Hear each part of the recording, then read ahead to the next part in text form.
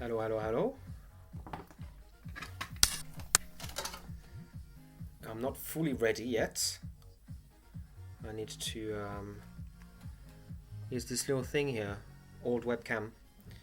I'm going to do more of playing with this, and because we're going to use more of the screen, I want to put it on the side. We're not going to use the pen today, I think, so we're just going to put it on the side and use that webcam to just have a live view of it, so I don't have to just constantly move it around. Last time we didn't do much, but even though we didn't do much, there's not much that we did required me to just flip it around. I couldn't even see. So let's see if I can do something like that. Bit of a slow start today. Let's see if that even gets recognized as a valid thing. And then I'm going to need to find somewhere to just put it. It's actually not a bad place here. Let's see. I put it on this layout. Hello. I'm setting up a second camera so that we can see the output of that camera. Is just so shit. It's literally got like a screw focus. It doesn't have an autofocus. You've got to like screw and unscrew the lens. There you go. The quality isn't terrible for something I haven't used in ages. I can actually see my phone there. Maybe I should put it somewhere else. Ah, no audio. No audio.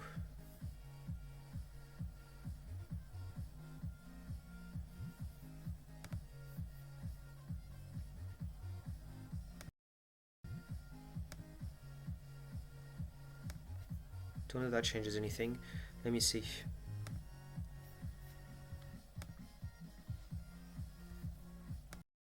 Oh, I know what's going on. Okay, good. That's fine. Let's see. How do I rotate it? Can I rotate this?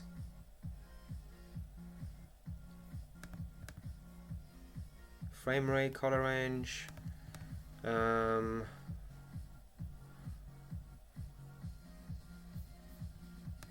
I think it's probably would be in here that I should be able to move it.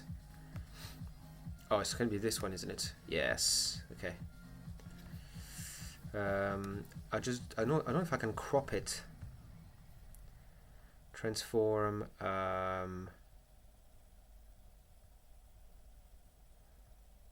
We're just learning a little bit of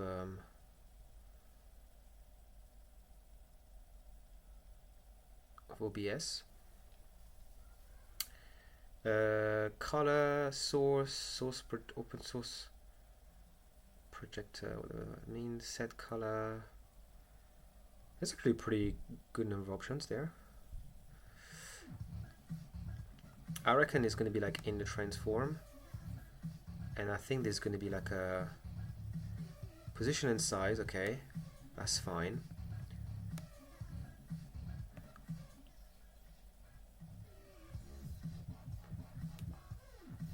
Crop. Oh, well, this is not the ideal way of doing it. Oh, it's going to be too slow. I was lucky. Right, we can probably take some off as well.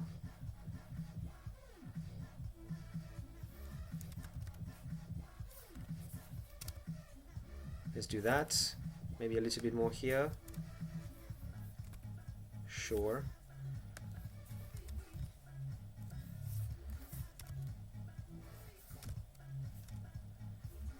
Start this. I should probably leave a comfortable padding, so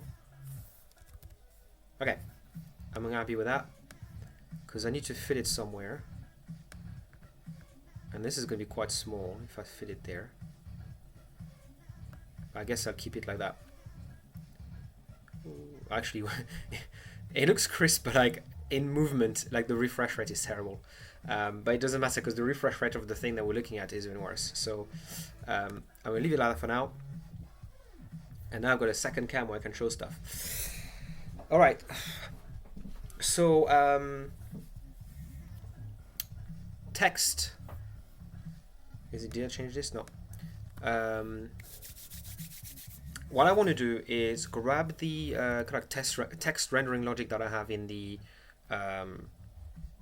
in kind of the app for the Wayland bar, and I just want to make that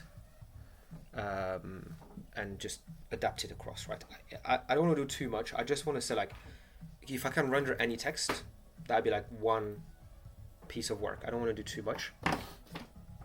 Later, another time, maybe today, we can do something that maybe starts a little web server and accepts some requests, and the request can just change the text that's displayed. So either there's going to be a server where you can send all that you want to display with maybe some formatting, some kind of like markup syntax, maybe even markdown. We could do some markdown rendering, like a parser for markdown. Anyways, I'm going too far already. Or just like it would have the state of the text that's being displayed in there. It's out of battery. Okay, well that's not going to be great to work with it, and I don't know if it's going to be charging.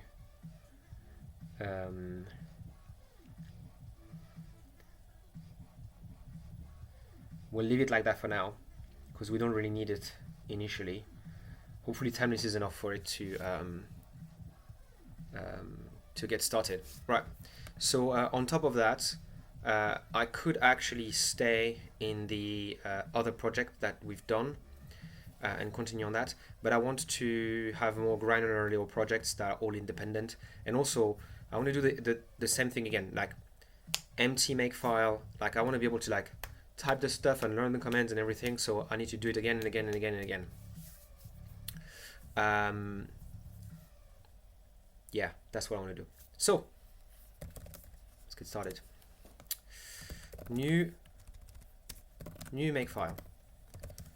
This is going to sound very repetitive because it's literally like yesterday we spent some time just doing that. I'm going to have an upload, which is going to be dependent on all, which is going to be SCP. And it's still going to use the library, so it's still going to be lib. So I'm going to have a build directory, or build directory lib.so, and we send it to root at 10.11.99.1/home/root/lib.so. Okay. And this actually I should probably just say you're dependent on build dir lib.so, which means I can move this, and this becomes $, like this.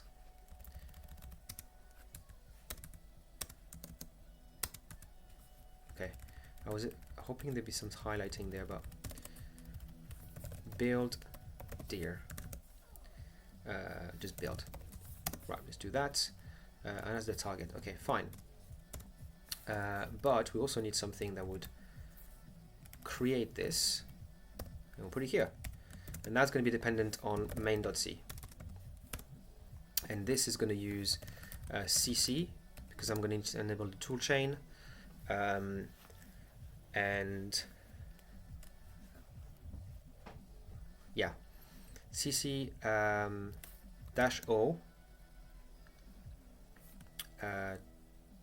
$@ lib.so, great.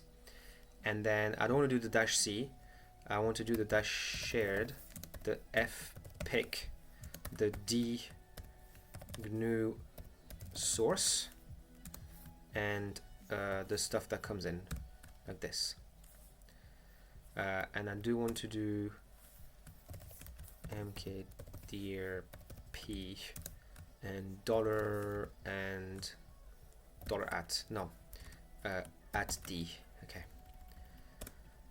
and this is going to be mkdir p. Right, should be fine. Shader. Yep.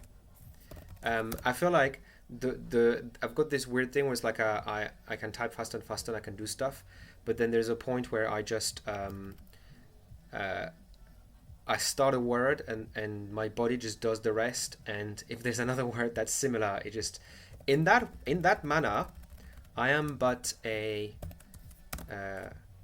generative model in a way where you know, there's two likely words to be in this context, and my brain picked one. Let's try that. Well, first we're going to need a main file. Just to keep it clean, I'm going to do a source dir. Yeah.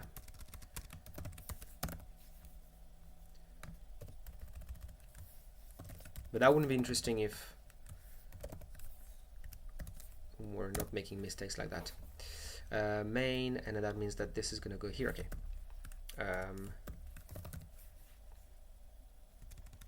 There's something, so I want to use like the terminal in like NeoVim, but I always find it frustrating, and I need to spend maybe a session just learning a bunch of stuff.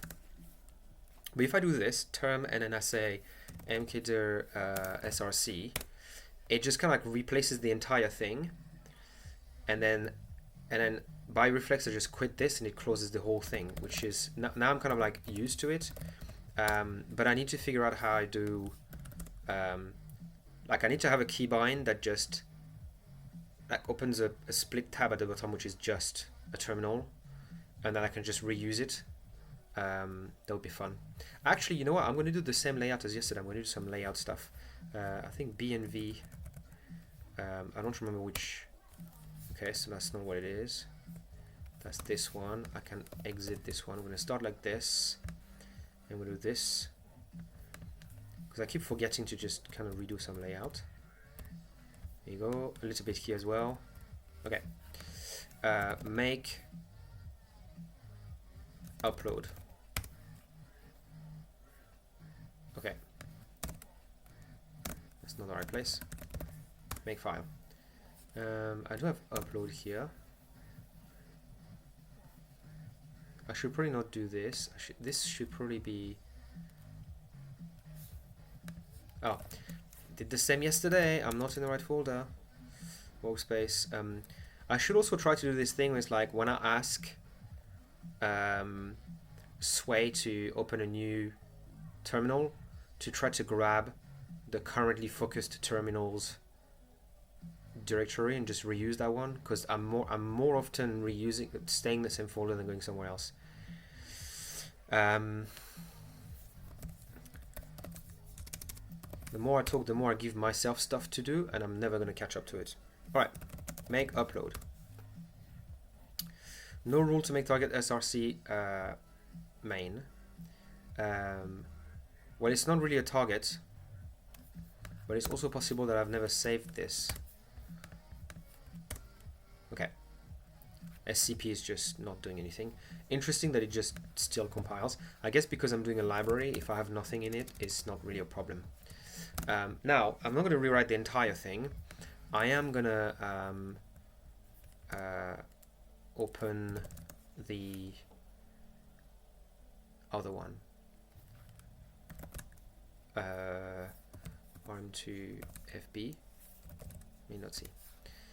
The other thing I don't know how to do is, like, if I have two NeoVim open, if I don't think there's a way for them to share their buffer. I have to like copy it in a system clipboard if I want to copy stuff. One that I really don't want to retype is going to be the signature of libc. I'm actually going to just grab this whole thing here. This is literally just oh, I forgot to put it in the right thing. This is just how to do the original yeah, just jump into my custom function, which is going to be my main, which my main is going to have static void my main. If I remember well, it's a pointer actually, and then there is an int argc. I'll just check it here. char star star.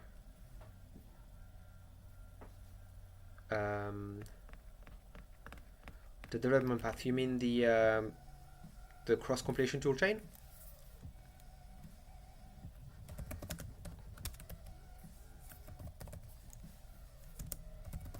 I still don't know what the second one is.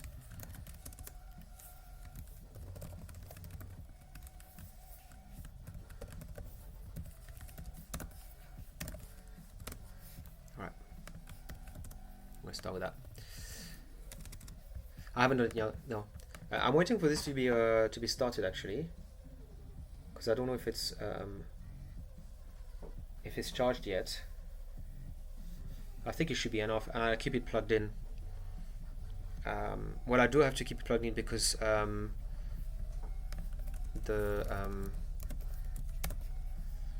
need to keep it plugged in because the IP that I use for SCP is only working if it's plugged in. Damn, it's out of battery. The problem that I have is that I don't know if this cable that I'm using to charge it is actually charging it or not. So we might have to distract ourselves with something else while it's charging. I don't know why it's not. Well, I think I kind of know why it's not. It's not working. Is because yesterday before leaving, I was running my other program that was just a painting one, like a drawing one. And I was playing with it, and then it just stopped working. Like the pen stopped working, and I was like, "Oh, the program probably just crashed." But maybe the program just like got stuck in a while loop, or something like that. I didn't check. So maybe like overnight it was just like running this thing that was just like drained the battery. Because that's the thing. If you overwrite the default program, there is no like go to sleep after some time. Because there is another program that people have used to reverse engineer how it works called. I think it's RM shutdown or reMarkable shutdown, and that runs on idle. So after a while, it just runs that thing, and what that does, it just flips the screen to like, is sleeping, and I think it just goes into kind of a sleep mode, and I think the power button just wakes it up. But yeah, so DL sim was, I don't remember what DL sim is. DLFCN.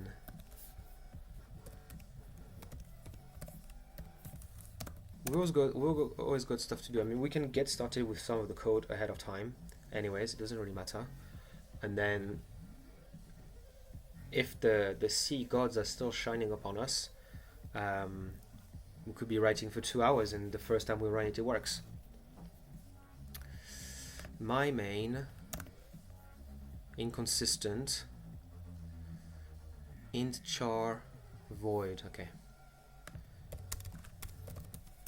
Right. Now this should okay. So it seems to have worked. The only thing that I have to say I've gotten used to some other build tools, and because sometimes they're a bit slower, you know that something happened. When you compile something like that, it's so fast that, I was like, oh, did it actually compile anything? And it did. So how am I gonna do that? Do I have anything that I can use to charge it? I could use the, let me see where I'm at with this. I'm wholly unprepared today. I guess because I shut down the main program, I can't even tell the battery on it, so I didn't know that it was. I'm at 17 on this one, so everything's already out of battery. I was thinking I could just like, I'll just use a little bit of this to charge it, see if it actually charges it, because that's like a 65 watt thing, although it might not support 65 watt. Because I'm actually wondering if this here is not charging it. I don't know why it wouldn't. Anyways, it says it's starting now. Yeah.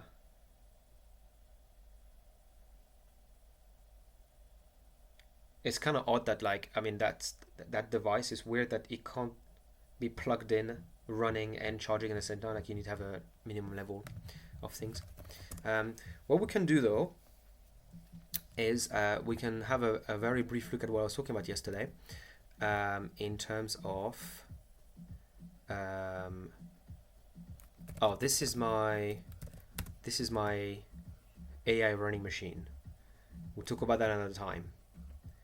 I have a very specific position on AI, and I want to see if I can do some stuff with it.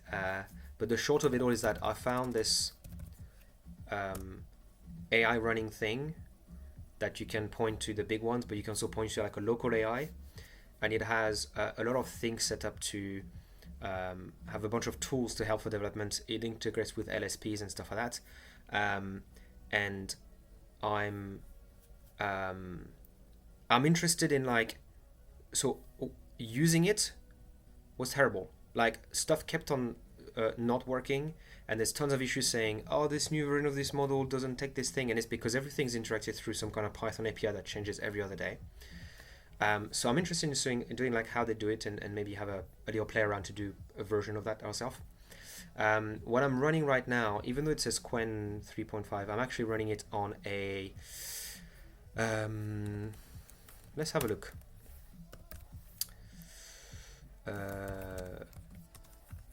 Because I don't remember exactly. It's on Docker. So I'm using VLLM, and I'm running a Ministral 3 billion, which is quantized to hell down to 4-bit. Because this is the old machine I've been talking about that I just put a new power supply in, and it only has 8 gig, which is pretty restrictive. And a lot of models they're actually smaller than 8 gig, but because a lot of models nowadays they have huge context length, and the context length nowadays they rely heavily on the KV cache, the attention cache in the KV cache. I was running like a recent model, and it was fitting in GPU, and then it says, oh, now I need to prepare the cache for the context, and it says I need 26 gig more, and I'm like, yeah, that's like 5 times the size of the model. But yeah, so I want to play with stuff. A bit disappointed today. I was trying to use some Qwen models, and they were severely underperforming, as in they could not even understand what I was talking about. And I had the latest one, the 3.5 and whatever, but I guess they were way too small. But the Ministral 3 billion, that quantized version, actually did work with this tool for something very small. I did have to change the context length to something really small. I am not super interested in doing development through that. I'm just interested in seeing how small models can handle discrete tasks and things like that. There are a few times where the information about what I'm looking for is not out there on the internet, and maybe some models have a version of the answer, because as AI is used more and more, every answer provided to humans is now privately locked behind companies' databases, while before it would probably be in a forum open for everyone else. So that means that there's a lot of information that's there, and you can't access it. And that information obviously has been used to retrain, which means that sometimes finding stuff on the internet today is really bad. And I don't want to be a conspiracy theorist, but I wouldn't be surprised if some companies have made web search results for humans worse, so that they have to turn to models that they sell, because searching usually is free. Anyways, that was a little sidetrack on that.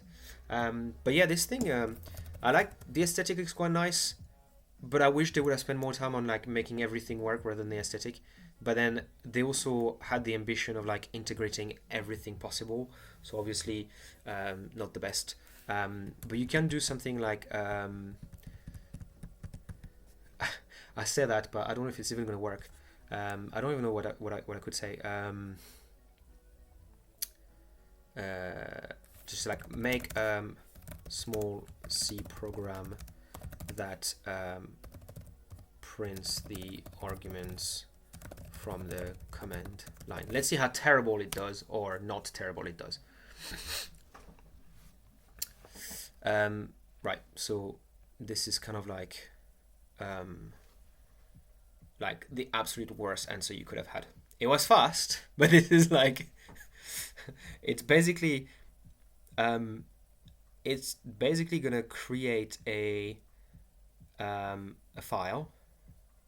I can't even tell what it's gonna do. I might let it run that. I feel like it's putting inside a file named cat, or maybe I'm reading this wrong, but like it's basically gonna run something called your program that doesn't exist. Let's let it run and it's going to test it out. See, the file doesn't exist. Of course it doesn't exist. I'll ask you to make it. So yeah, the aesthetic of this is really nice. But obviously I imagine that if I was to plug that into a really big one, it would work. Yeah, I know, it's just... Yeah, it's making a bash file which is not even bash. Oh, you know what? What it's actually doing here, it was literally just like printing it for me, and then now it's just stuck. And when it's stuck like that, it's just so annoying because it just doesn't do anything. And then if I try to just ask it again, I often get an error that says, "Sorry, doing this or that." I can't even tell if it's doing anything right now. When I'm in my house and I'm next to the machine, I hear the fans going like crazy, so I can tell it's actually doing something. In this instance, I'm pretty sure it's not doing anything. But yeah, anyways, I don't want to say this whole thing just doesn't work. I'm pretty sure it does, but yeah, the animations are great. They're distracting you from the fact that it's not working. But yeah, from what I've seen, it works by just doing something, testing the output, getting it wrong, and just again and again and again and again and again non-stop. But this what's behind this client there is something that uses one tool, the LLM, to perform many tasks, and the many tasks are done by having different variation of the LLM through agents, as well as using tools to just do stuff like read your file system and stuff like that. But I do like the front end. But I think no, I don't have it here. Anyways, what I wanted to show is that if I leave this and this, I am now on my other computer, which is going to be on Windows, and I do want to go to this and learn Cobol. Nope, that's another thing we can talk about. I did do a bit of Cobol for some time. Yeah, so there is some stuff in here, right? And this was my I kind of want to see when I did that. I did that in I did that early. That doesn't sound right. Build end of 2025. I didn't touch that thing in 2025. I don't think I did. Early 2025 sounds right. So it would be about a year ago, but I thought it was much later, much older than that. But if we look at apps, there should be Match Puzzle, which was the game stuff. But there is one that I was talking about yesterday.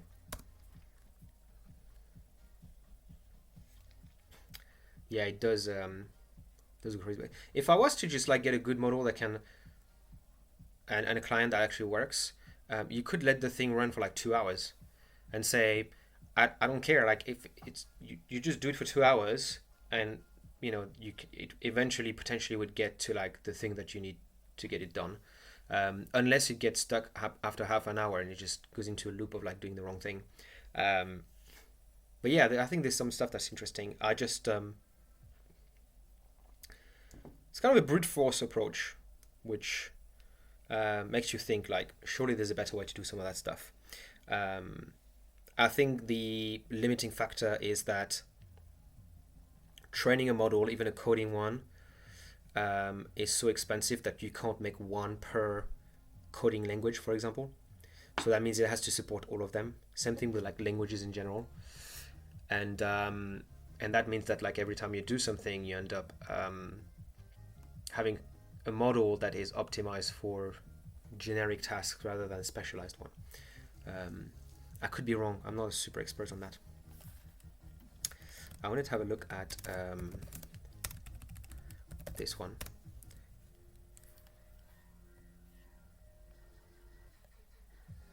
Yeah, I'm SSHing into that, so that might not be the best way. And this is Windows, so it's probably not gonna. Let's do it like this. It's quite small. So back then, instead of using a P as a prefix, I used an N. Why not? And then actually, I used to use a Pascal case for all of those, and then a snake case for some of the other stuff. But yeah, I was surprised to look at it earlier today and be like, oh, this is very similar to some of the stuff that I do today. I just forgot about it. So he was doing this gamepad stuff, and you could actually just say, you get an enumerator, you get the next one, and then you can get the name from it, and then you can just read a bunch of stuff, right? You can read the different values and things like that. And actually,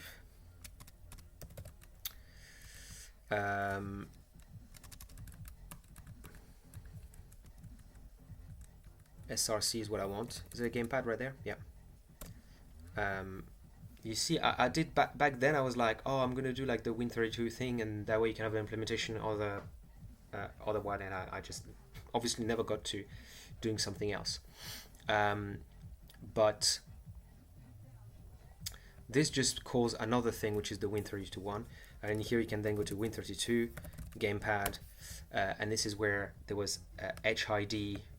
And there was like this whole pre-parsed data, and it was way more complicated than I think it should have been. But I don't know if the HID API on Linux is any better. That being said, I waffled along long enough that now I'm at 8% here, and this is actually started now. So my pin for this, which is really not a thing. What's your battery? Just show me the battery. What's the number? 4%. Okay. Could I think it just needed to charge, and it's probably a very slow charging. I don't think it supports a 65 watts anyways. All right. Let's see. Now that we wasted a bit of time. Oh, 4%. Are you charging if I do this? You are charging. Okay. So now I can actually charge the laptop. Okay. Back to biz. Let's see. Make upload. There you go. And here I'm going to SSH into 10.11.99.1. Maybe make this one a little bit like this. Okay. Yep. Yes. The one thing you told me, did you do that? And I said, not yet, I'll do it after. I didn't do it after. But this time I'm not surprised what the error is, because this is also last time. Okay. I'm gonna have to touch main, otherwise it's not gonna see that. I've changed some stuff. And make upload and run. Yeah. So now I'm back to just printing stuff and overriding the rest. Now I am going to want to move quite a few things across. Most things across actually. Should I just copy the file over? I think I'll do that. I think I'm just making my life too difficult if I'm just trying to redo the whole thing. We're never going to make any progress. But at least I'll retype the main file. The make file. There you go. Right. The only thing is I may just change a few things, and this is okay. This is okay for now. The 200 and 200, I'm going to have to change that. Okay, so let's get started on something. Static void render text with a uin32t x, uin32t y. I almost want to do a render character. That'd be the easiest. X, Y. What am I gonna do? So the plan is we're gonna have a function that says render this text at this position. I'm gonna do the same loop as my other code, where I just go through the characters, find them in an atlas that I can load, and then I'm gonna have coordinates into the atlas, and then I'm gonna copy the shader code, which is in GLSL, copy it in the C file, and obviously change the syntax when the syntax is not correct. And then for things like texture 2D, when I look it up, I'm going to implement one that samples. And then for things like, well, on top of that, I need to re-implement a rasterizer, which is going to be super easy because I'm just doing quad rendering. So it's going to be like just pixels in a rectangle, super easy. And then the rest of the code should be fine. I just need to loop through those. So I'm going to start the render character at a specific position, and I'm just going to keep it like that because I think that and actually no, you're going to get a uin32, you're going to get a you're going to char because obviously that's just the character.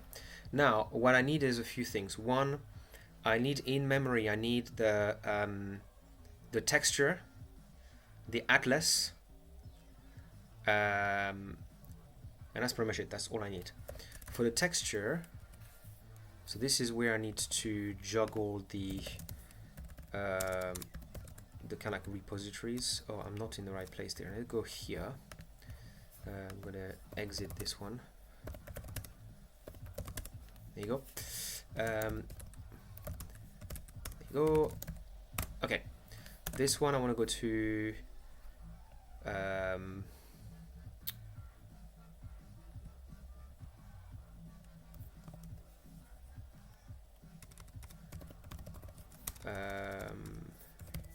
Bindless, that's what I called it.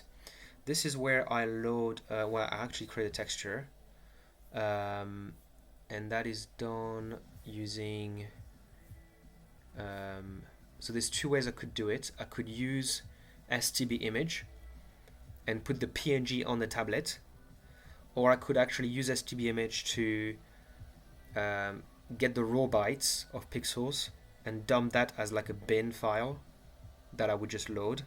Or even worse than that, I could just dump it as like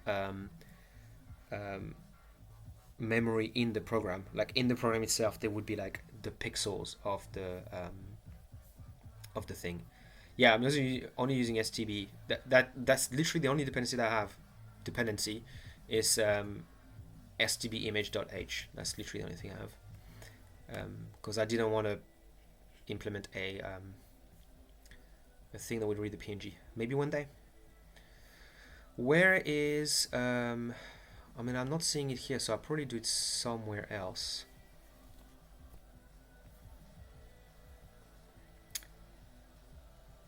Huh.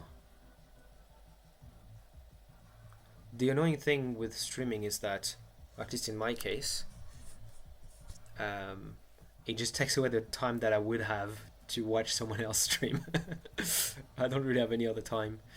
Well, let's see.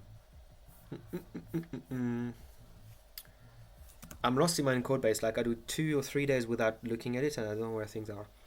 So would it be pipeline? It's not pipeline.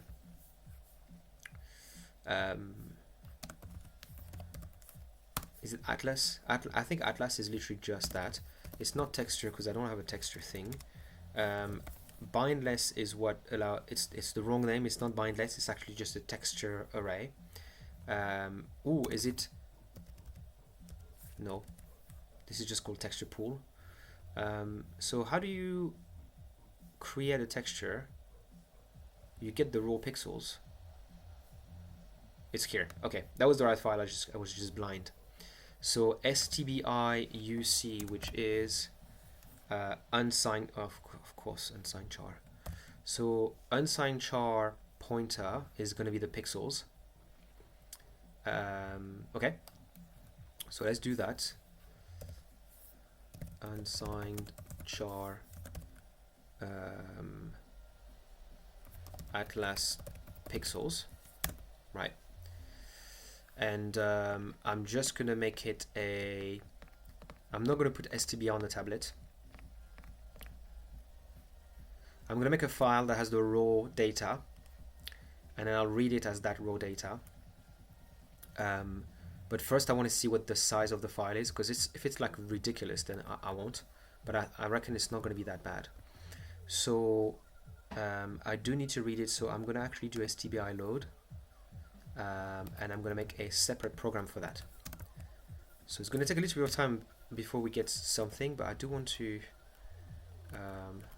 get it working somewhere. I want a text.bin from atlas.png, and this is gonna run. Okay, I'm doing the wrong thing. First I need a build dir slash load text, which is gonna be dependent on src dir slash load text.c. Literally copy those two, except I don't really need all this. Right, so I just want a binary from that, and this is going to also depend on build dir load text, and as dumb as it sounds, you're just going to do this.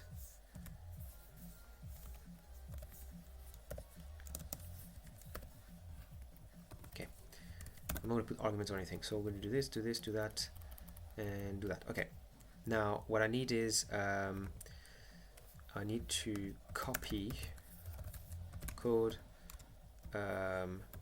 apps bar assets fonts and yosefcarrera.png. I'm going to copy it here as atlas.png. There you go. And I might as well just get the CSV as well. Although I would love if it wasn't a CSV and it would just literally be a like an H file that has the actual data in there. I might not need that CSV just now. Okay, so what I'm missing now is new source load text, right? Yeah, and the other thing I need as well is this. Oh,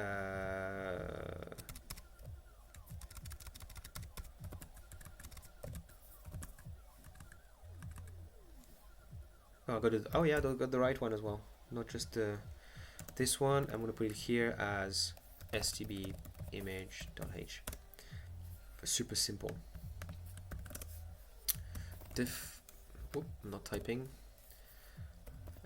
Define stb. Oh, okay.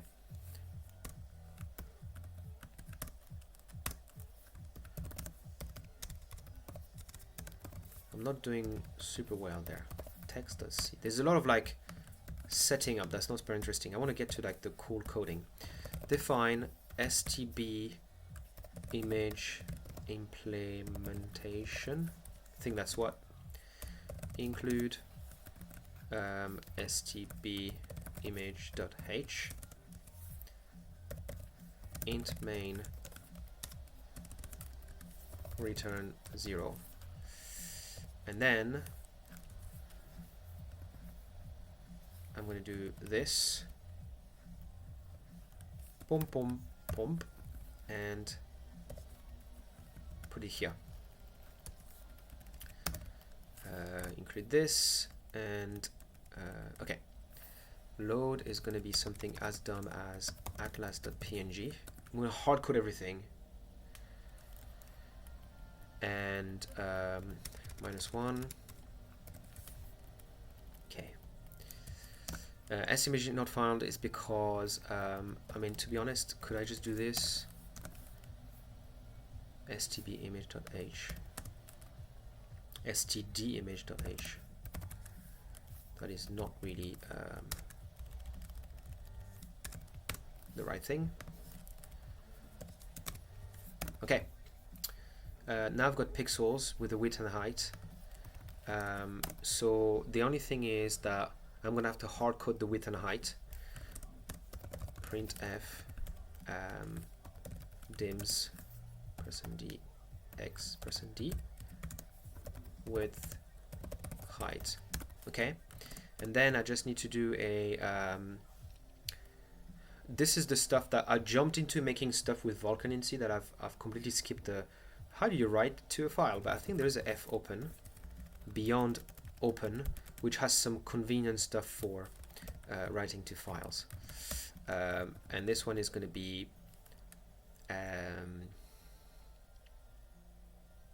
what did I say? It's going to be text.bin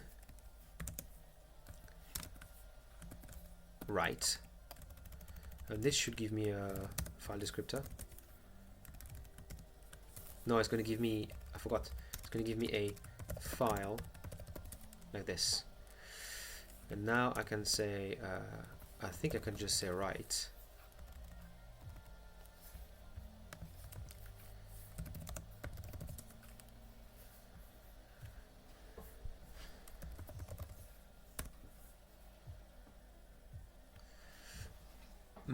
I'm not seeing anything about writing beyond this. I'll try. Write file pixels width times height times, I want to say channels, but I seem to remember that channels was not correct last time. F write. Nice.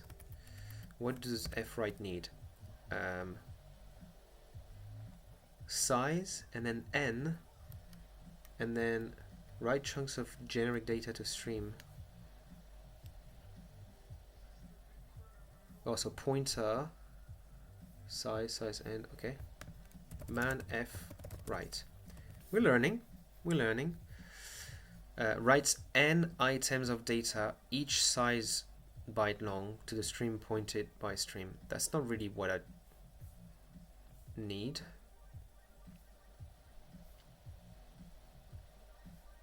Oh, there's not even an example of f write here, is there? F read. Count off. Are you crazy? I'm going to use write, that I know.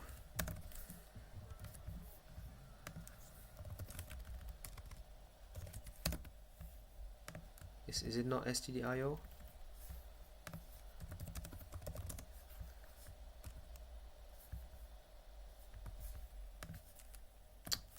Command 2, right? Is that correct? Uni-std.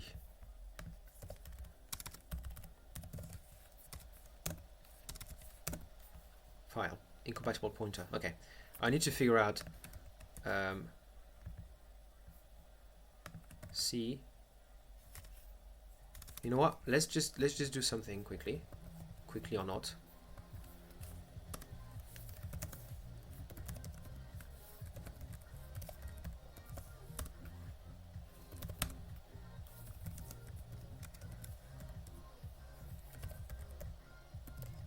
I'm hopping across two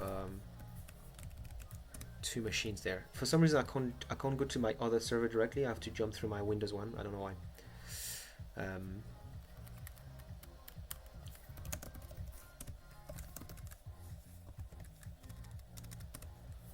Let's ask an AI that and try to use this thing. write a C program in src in a new file src slash test.c that writes the string hello to a file.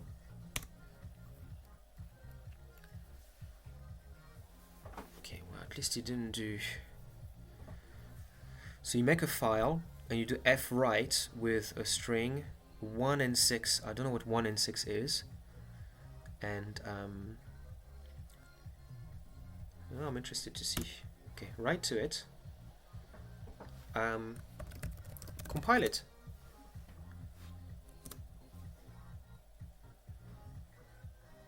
It's going to fix its own mistake. What was the mistake?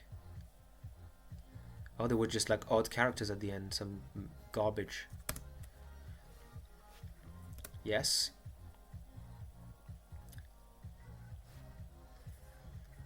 The program did not emit an error, but also did not produce a build output. It's normal to not produce a build output, right? Because it didn't check if the file existed, right? Or did it?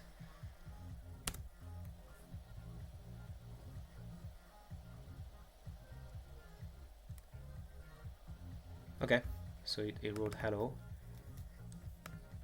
Alright. Well, you know, when it works, it works.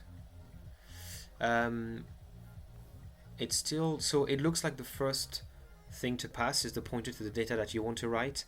The 6 that it did, it didn't really show me the, oh yeah, I can expand this. I don't know what the 1 is, 6, and the file is the last one, and then it tells you how many it wrote. I just don't know what 1 is. Oh, it's how many of that? Okay, how many of that?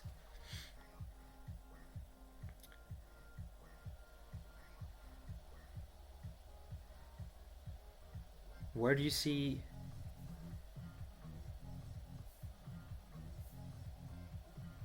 I'm not sure you're seeing Todd Howard. I feel like I've seen.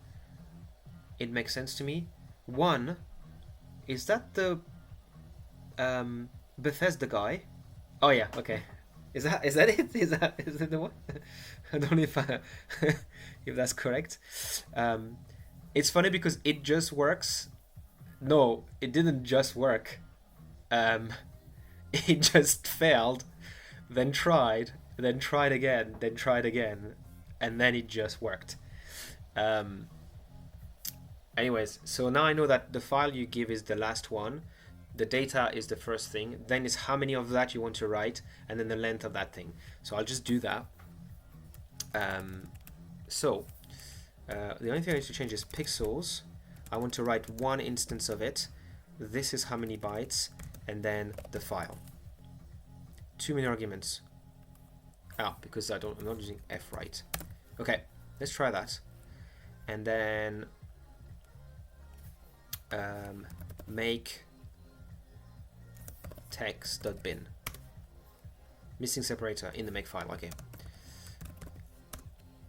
Once I have stuff a little bit set up a bit better, I may actually have one of those AI tools in some of the projects that I do, where if I get something like that, I just want to compare what it would do. I don't want to rely on it too heavily to write the code itself. That's why I often open it into a separate thing and say, do it there, and then see what it does. In most instances, I find that like I work better if I use like a chat version of it and get it to generate examples or like part of what I need, rather than trying to make it edit something that already exists. But I'm also not paying for any of AI stuff, so could be wrong.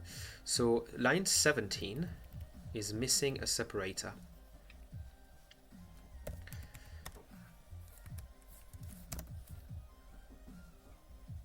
Yeah, well, I think it makes sense that it's kind of like a search engine, but it doesn't because I think that the information for coding that you get from a search engine is way more accurate than what you get from a lot of these outputs. But yeah, also I think there's a problem of accountability. When you get told something wrong by a person, you kind of like, there's a process for that. By an AI, everyone's like, oh, it just got it wrong, it's fine. So, okay, if it was someone, you wouldn't say it's fine. So why is there a different standard for like humans? Why are they held to such a high standard? They were not designed to be these productivity machines that the AIs were designed to be, and yet they're held to a higher standard for productivity than the AIs. Doesn't make sense. I was born to enjoy life and forced to work for an AI. It's probably going to be the next motto. So why is there so I think the problem, and I've had that problem before, is that this is just confusing it, because I'm just trying to call this thing that is generated, but it doesn't like it. But I've had that before, so I'm actually doing it here in this make file. I both make the tool and use the tool. Like here, I make Packer, and then I use Packer here.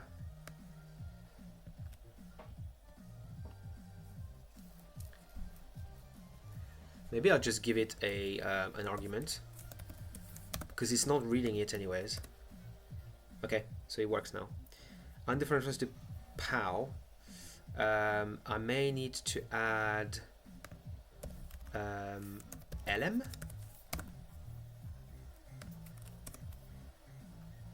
Can I execute binary file? Okay, so yeah, the only problem that I have left is obviously because I just compiled it for the actual. I just don't. The thing is, I don't know how performant or not this tablet is, so I don't want to be like, can I read the PNG? Can I put STBI in there? But then I want to learn how to write that file, so let's just do it. You know, this is not great to do it this way, but touch src text.c. Okay, 204 by 204, and we've got a file now called text.bin, which is data. I just wanted to know. It's 122K. I think that's fine. Which is interesting because now we should be able to add it to here. I'm just wondering if that's the thing that I struggle with Makefile, is like I kind of want to say for all of these run this thing. I'll do 2. I'm going to say upload lib. I know this is not the best way to do it, but we'll just make it upload text. That's going to depend on just text, not text, text.bin, and then I'm going to have upload, which is upload lib, upload text, right? Make upload ls, and I've got text.bin. So now we can go back to main, and one of the first few things we're going to do in our main is going to be loading that texture. And then I think what I'm going to do after is I'm just going to literally slap the pixels of that texture onto the tablet and see if that works. Is that second camera still working? Yes. Great. There's not much to see, but it's still there. I could have put it even lower actually. I'll do that another time. So Atlas Pixels is here. I've got my main here. I'm going to make a function. Static void load texture. And this is going to be as simple as f I'm gonna try fopen again. Text bin r. Does that work? That's gonna give me a file, and then I'm gonna say fread into Atlas pixels the file, and I think fread probably needs more stuff. So you get the stream size and n. Stream size and n. That looks backwards compared to the other one. I hope I didn't do the right thing. No, because otherwise I would have written 1 byte. Size and n. The other one felt like n size. Is it swapped for fread and f?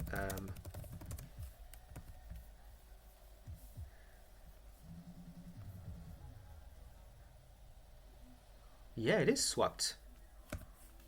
Man, I'm not sure I like those. N, or am I wrong? The thing is that the man page for f right does not have an example. So size and n, const void pointer. This looks like not the signature that I have in a file that I just used that worked. So either what's likely also, the AI generated something that's completely wrong, because this is like 1, 2, 3, 4, 5, 6 parameters. Oh wait, there's a. Oh, maybe I don't know how to write. I don't know how to read these. Why is there a semicolon here? So this is size first and then n for right, and this is size first and then n.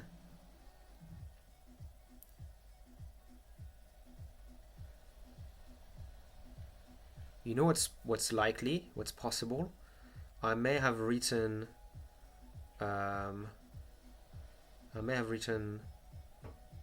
the exact same number 1,000 times in the file because the AI said that's how it works. Hello, Wazzy. Real hacker? Well, not really. Kind of, but not. My hand there is over a tablet that we're writing a bit of code for. And I don't think that it was intended to be used that way. So technically it's hacking, as long as it's not intended to be that way. Alright, so once again, as soon as you try to use a little bit of AI to do stuff, it just confuses more than anything else. I'm pretty sure because there's a documentation there, and it says that it's pretty explicit that in both cases, size is first and n is second. And in every possible thing that I've ever seen n used, it's how many times, and size is the size. So it seems like with fwrite and fread, you can just say, read this amount of data from this buffer this many times. And the AI said the other way around. But because it worked, and if we look at my code right here, for the load text, wow, I just opened the wrong thing. Here,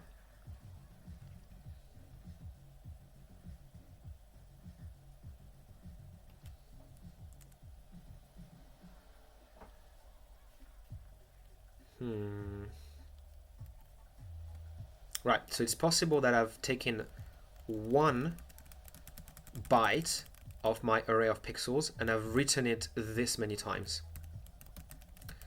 And you know what? I'm going to trust my gut and say that this is what I did. And I'm going to put it right here, like this. I'll see if it's wrong after. Which means that I want to come here. The file is at the end, and I want to read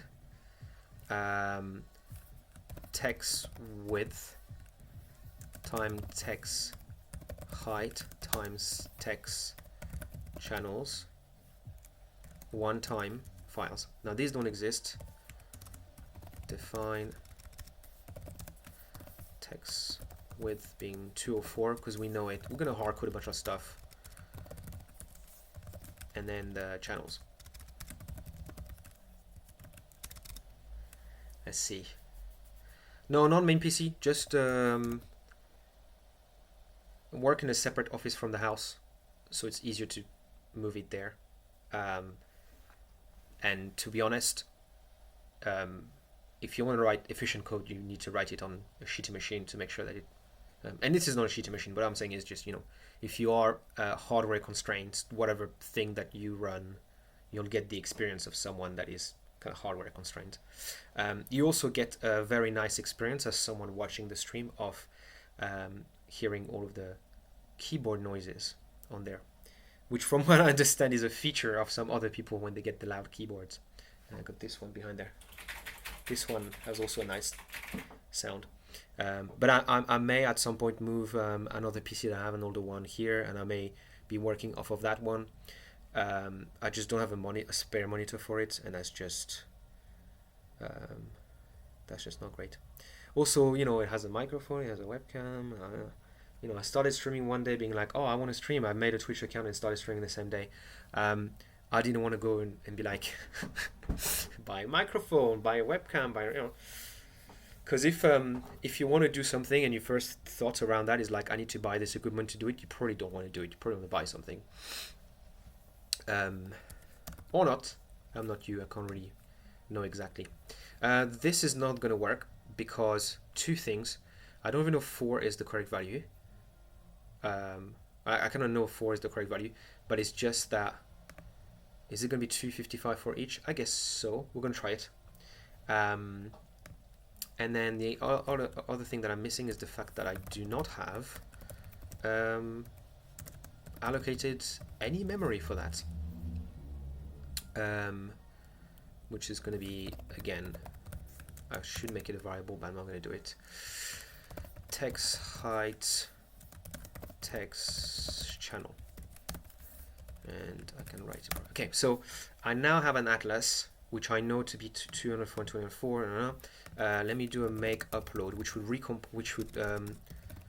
rebuild and recompile and upload. And did it also upload the other one? Yes. Okay.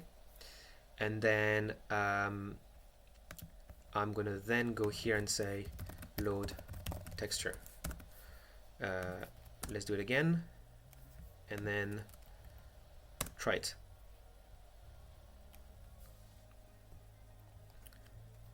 Okay, I've got something else running.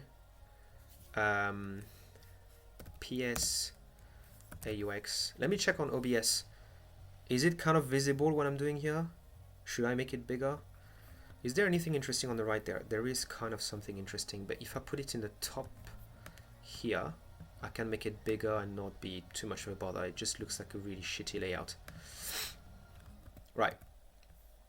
I think the main program is still running.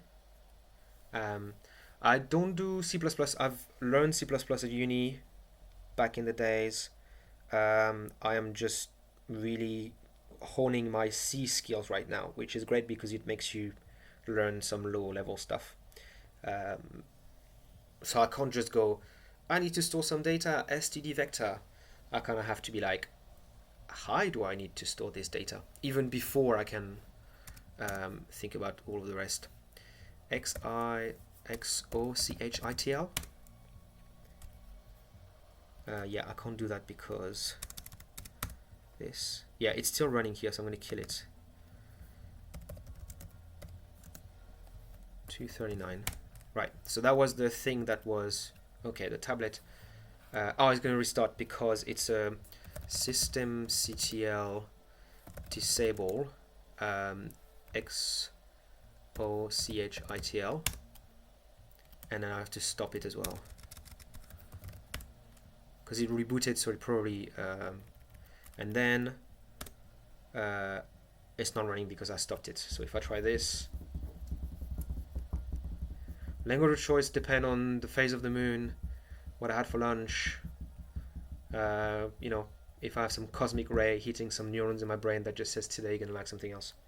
But the ones that I use the most at the moment is going to be C on the evening, .NET during the day, some JavaScript, well, actually more TypeScript than JavaScript, and when I'm really forced to, some Python. All right, so this is all killed. Now, can my program overtake all of this? Yes, and I'm still okay. I didn't get any error when it came to reading the file. So I think it read the file and I should have some data. I don't know if I could try to get a random coordinate in the texture and try to read the pixel value and see if there is something there. Or maybe I should just try to print something there. So here I'm going to swap it to 204. I'll do something else later. And then I think what I need to do is atlas texture at y times text width times text channels, which is going to be very similar to what we do when we override the Qt constructor here. Width times pixel size is the horizontal stride that you need to do there. The main goal with this is to learn how stuff works.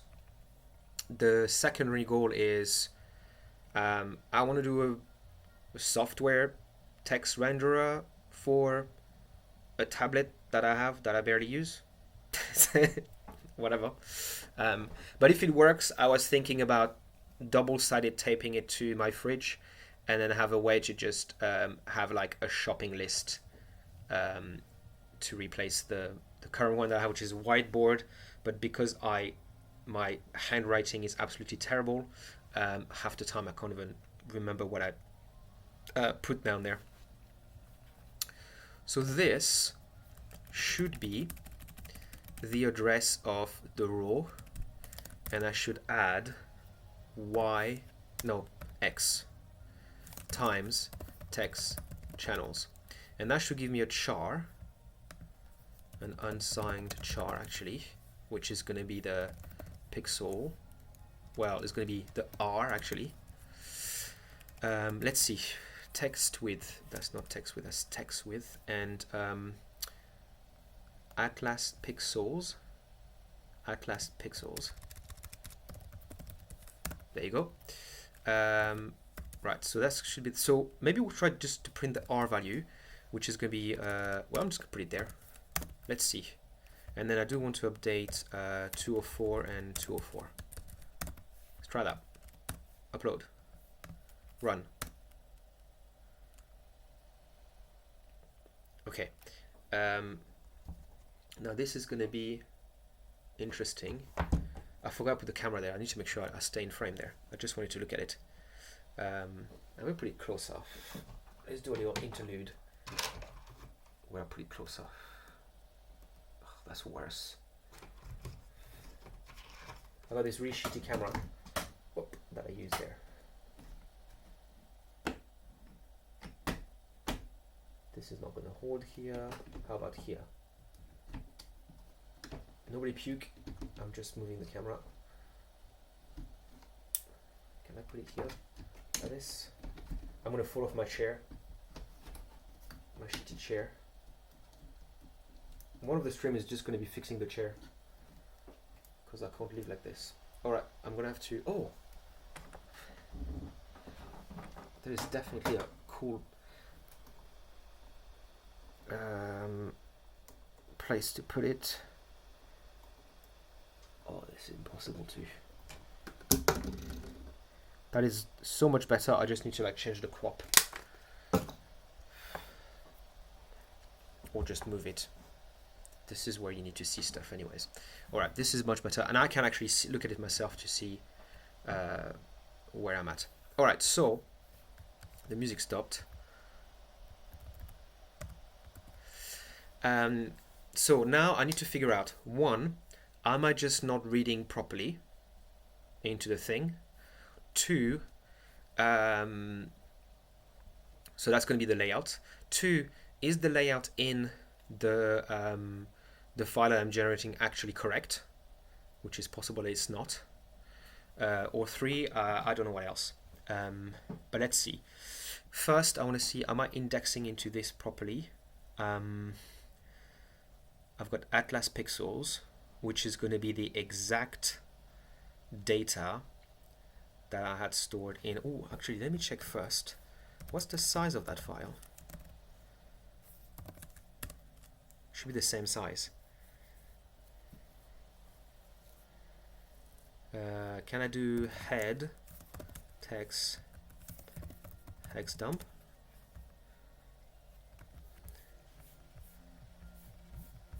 I just wanted the head. I think it dumped the entire thing.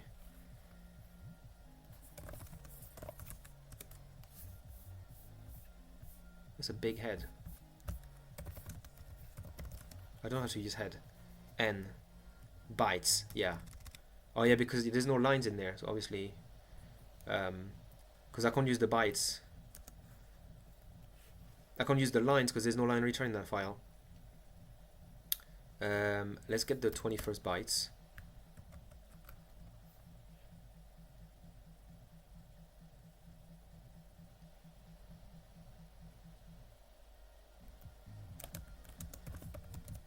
Is it just not visible?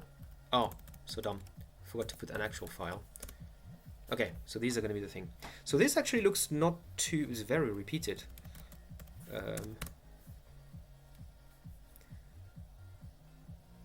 I don't know whether there's a star. Is it because I'm giving it too much? Maybe. F0000. So if we assume that these are 1 byte is 1 channel of a 4-channel thingy, 4-channel PNG, that means that 4 bytes is going to be 1 thing. So that would mean that what I'm looking at there is that this is going to be the top, the FF00. I don't know if I'm looking at the right way, because the reality is if I'm dumping in hex, oh yeah, that should be fine, because each one is going to be 1 byte. Or is it? No. Each... I'm out of depth there. I'm already thinking about it wrongly.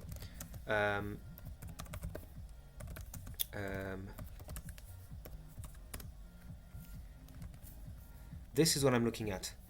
So, that's great, because that means that my first pixel should be green. And should be like a good green. Which also makes me think that maybe the reason why it's not working is because if I'm putting this is going to be a character with a max value of 255. But if I actually put 255 here,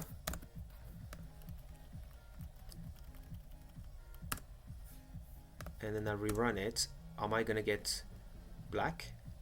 No, because what I need is 255, like 0 would be black. That's the difference. But whichever way I did it... Oh, okay, so there may be something wrong there, because I changed what I'm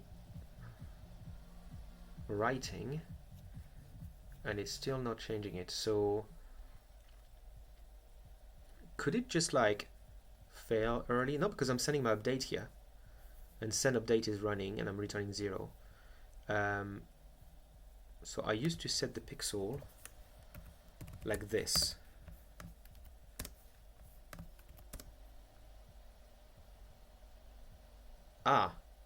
Nothing's changing. So there may be something wrong there, beyond something else.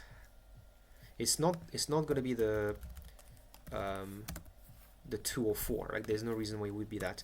I'm going to quickly check if I'm actually recompiling the things, because it's possible I'm running the exact same thing again and again.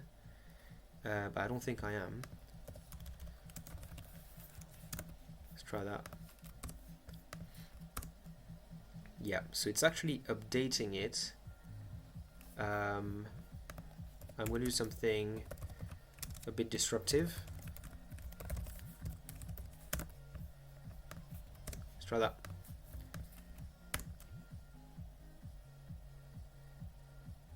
Right. I'm not seeing the flash of send update.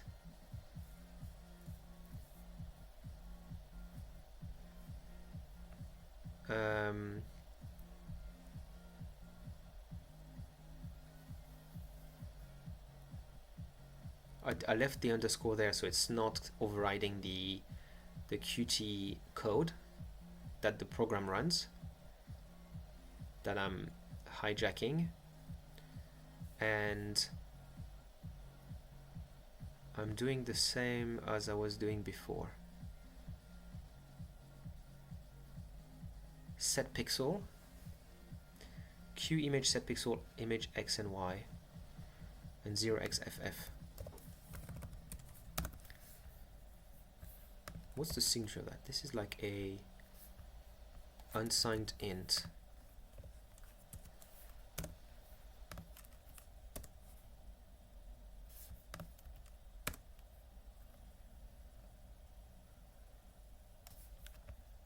I find it really odd because the other thing that's really odd is that here I can see that there is like a line on like the edge.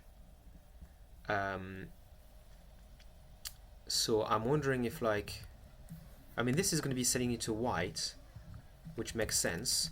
The thing that I'm not sure why is that if I do this and run it, yeah, then this should be black, right? And actually, if I don't even write anything, then it should be black, because the first time we tried it, like by default the image is all black. Yeah, okay. So whether, like, this is what is odd, it doesn't matter what I'm writing, it is setting it to the exact same value. So Q image set pixel does not seem to be correct.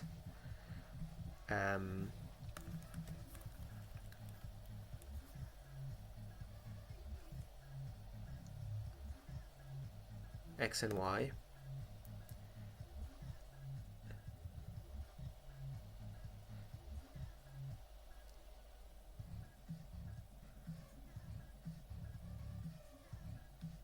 I wonder if I need to, if I could try to,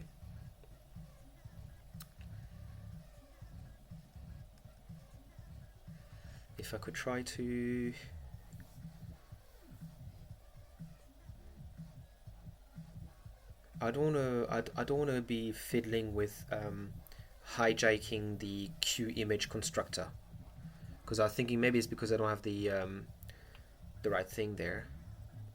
Yeah, I'm wondering if IMG is not correct. But you know what's odd though, is that if I comment set pixel, then it's black, which basically means that it was initialized at 0. But if I say set pixel and I set the value to 0, then I get something else. Let me try to see if I can quit this and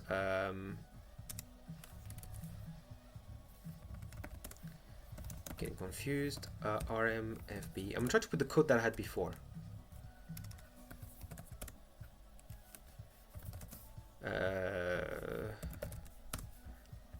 What I was doing before was this. Here. So it was set to 0, and in those instances, like, I'm gonna just copy this. Right, I'm gonna put it there, like in a bit of a dumb way, because that's the only thing that I really changed here. And then I'm just gonna not do anything here. Okay, let's just start with that.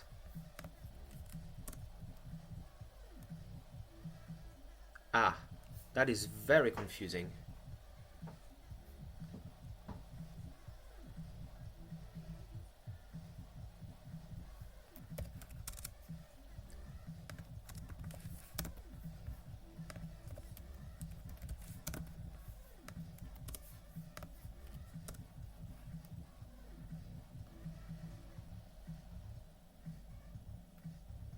That is not confusing.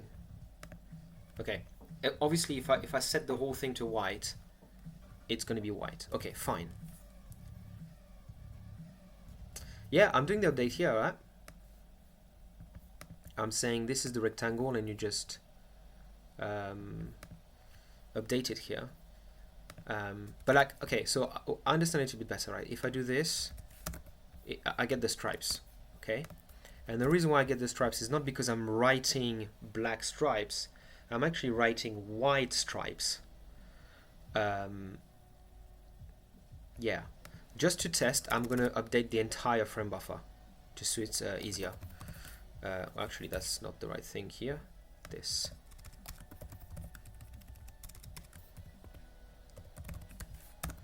Right, just to test it out.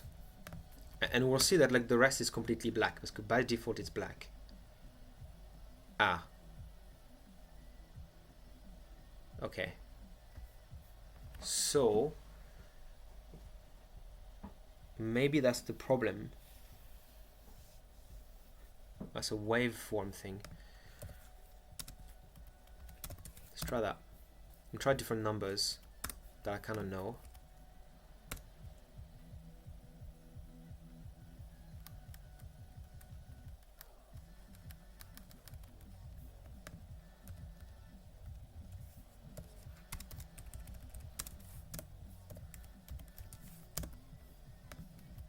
I'm just very confused now because I've wrote the exact same code multiple times and then the result gets different. So this is correct, and 200, okay, 204, 204, make upload, that's correct. And if I remove this and this and say don't make stripes but make the whole area white, like the square white, I just get a square white. So it works because it's 200 by 200 and I've got a 4 pixel around it. Okay. Now if I comment this one out and I do it here instead, I should get the exact same result because it's literally the same code in a different for loop. Correct. Now if I instead set it to 0,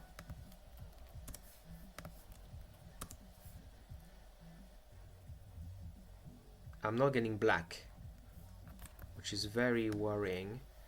I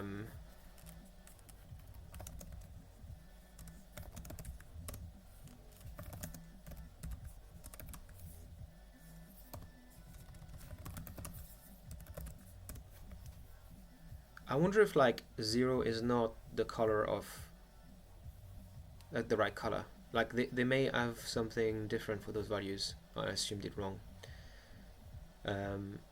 I know I had it working before because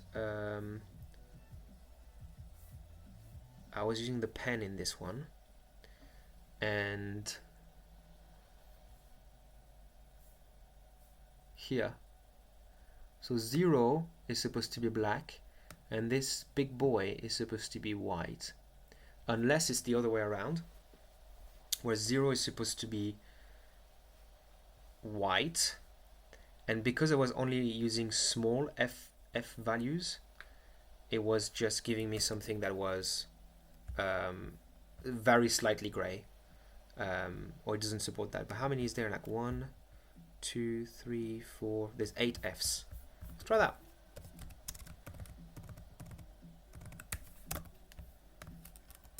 Maybe it's just what I need. Ah, correct. So big F is black, 0 is white. It's actually the opposite of what I thought. So I knew yesterday when I looked at the code, it's like, why did I put so many Fs there? So now I'm going to do R. I kind of want to do R times. Don't know if I can do that. And I'm going to basically, it's going to be the right channel times whatever's in there, which I probably need to divide this by 255, right? Because we're saying that like the bunch of f's is the maximum value that you can have. Divided by 255 is the number of steps you can have on 255 values. And if I multiply that by the r, that should give me something, right? Ooh. Not very easy to see. Oh, but I can't move it because then it's going to get blurry because I don't have autofocus on this. And everything is reversed. So I think I'm driving... As I was saying, C works. I feel like I'm driving in reverse. I'm pretty here. Pretty easier to see.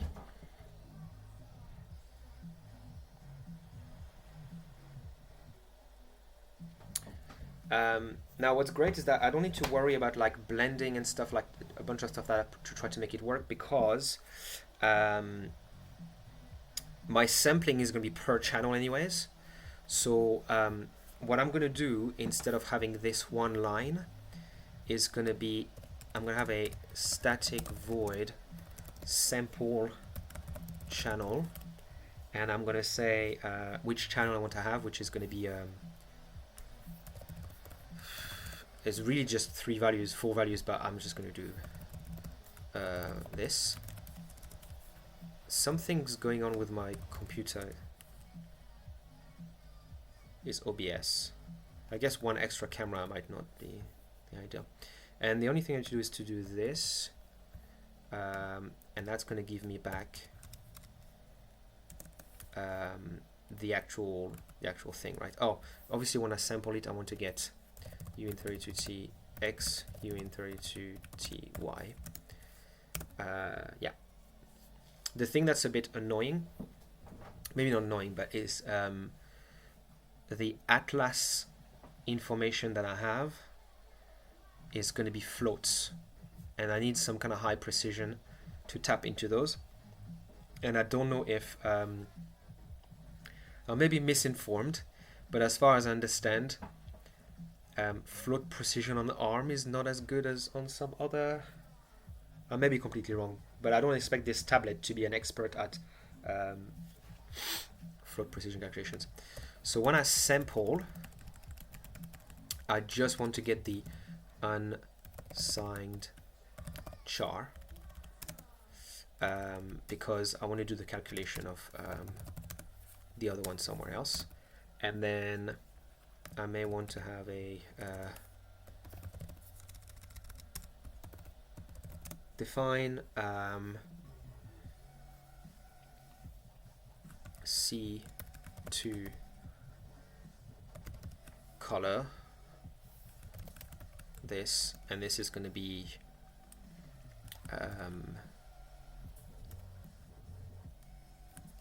x times 0x 1 2 3 4 5 6 7 8 divided by 255. And realistically 255, I don't know if I could be wrong, but I think 255 may be 0ff. 255, so 0xff, which I feel like dividing by this, there's probably a bitwise thing that I can do. Could I do this?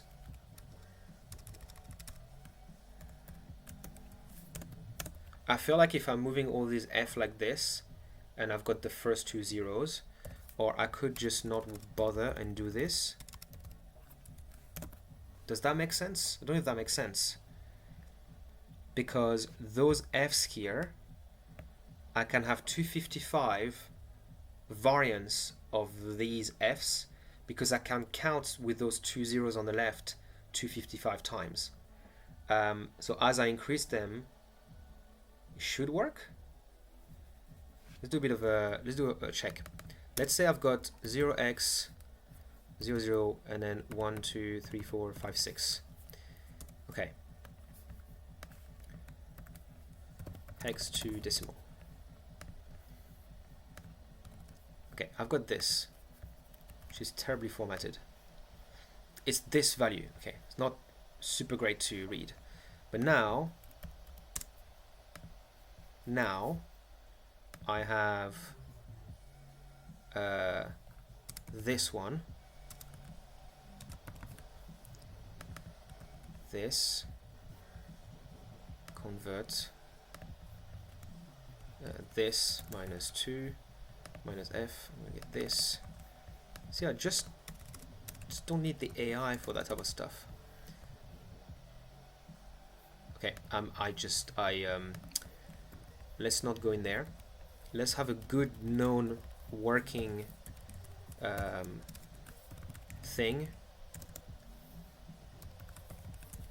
and then we'll see about the rest. But I do think that my intuition is right. I just don't know if dividing this FFFF by this one is the same as removing 2 there, because then I don't know. It makes sense in my mind. I don't know if it's correct. So here I can now sample, and I can say sample color.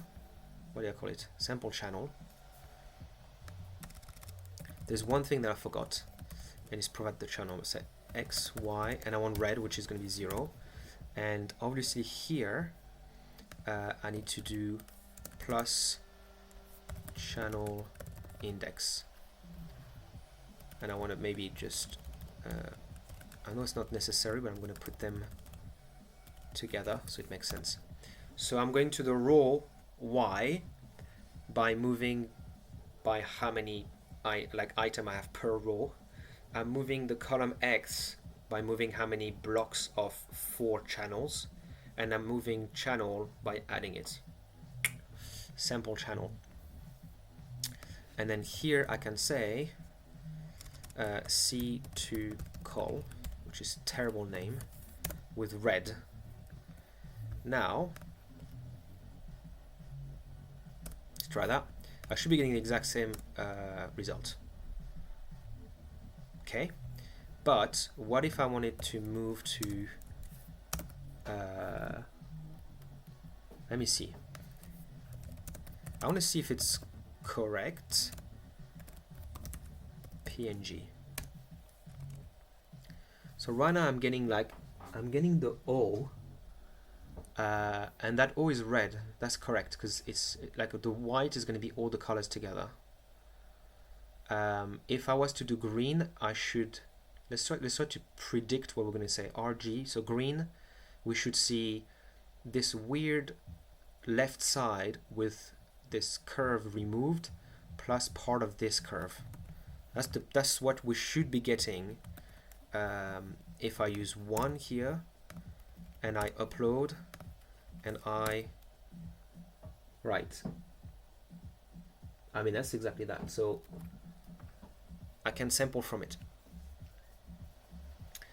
Now it gets a bit difficult, because what I want to do instead, what I want to do is static function, what the fuck? Where the hell am I? Update. And I'm going to say uin32tx, uin32ty, uin32t width, uin32t height. And I'm going to move all of this to there, which obviously is going to cause some issues because I don't have the invoke method. I don't know if it's super necessary that I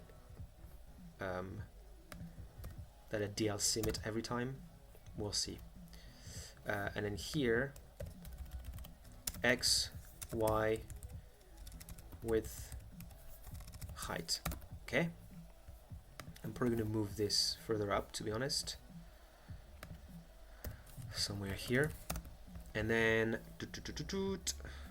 bit constrained here. Render character is here. Update, sample channel, render character, and we'll put it down here. And I want to see if I can in here render char at 0, 0. I'm gonna have to add font size and stuff like that I have to think about later. But for now, I'm not going to do that. And I want to render a uppercase A to start with. Obviously, this is what I need. And then the render character is going to be this. So I'm going to need to figure out the position X and Y. X and Y is going to be the same, great. But I'm going to want to iterate. And for now, I'm going to say that all of my things will be 20 by 20. Actually, I'm going to make it really big. So I'm going to say you're going to be still 200 by 200, right? And the sampling is going to be different. That's the only thing that I'm going to change. And I am going to just yank this. Okay. And I have this already, so I don't need this. Okay. So code, nvim, shaders. That's where we're going to get some interesting stuff going on. Shaders, and well, one thing is I need to mentally, well, not mentally, but I need to hard code and calculate the UVs, and then I'll just do it automatically. But shaders and stencil pass.glsl, and I'm looking for MSDF. This one.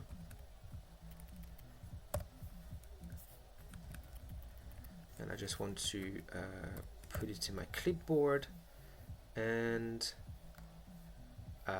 here static void MSDF frag. So I'm going to say this is my fragment shader. Not really, but you know what I mean. And I don't need this, and I don't need this. Now obviously I'm going to get some stuff wrong, and what I need to return is, I'm not going to return a float because this is not a good thing, but I'm going to return a uint16t, because if I remember well, those pixels were this size, and that's the texture index that I don't need because I only have one texture. This is where I sample it, so I'm going to have to do sample channel, and the UV is where I need to calculate it. So for now I'm going to say 0 and 0, and actually what I should do is get I kind of want an RGB out of it, if I'm being honest, when I do sample channel instead of just multiple. So I'm gonna say that I'm gonna change this a little bit. I'm gonna say that sample channel returns a pointer to a character, and you don't sample channel, you just sample.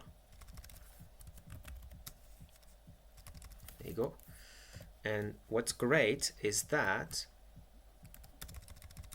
because this is an unsigned char, I may use pointer arithmetic in some way. So define R is going to be 0. It's a bit dumb to do that, but the compiler will take care of it. G and B. 1 and 2, technically, right? I probably want to do this.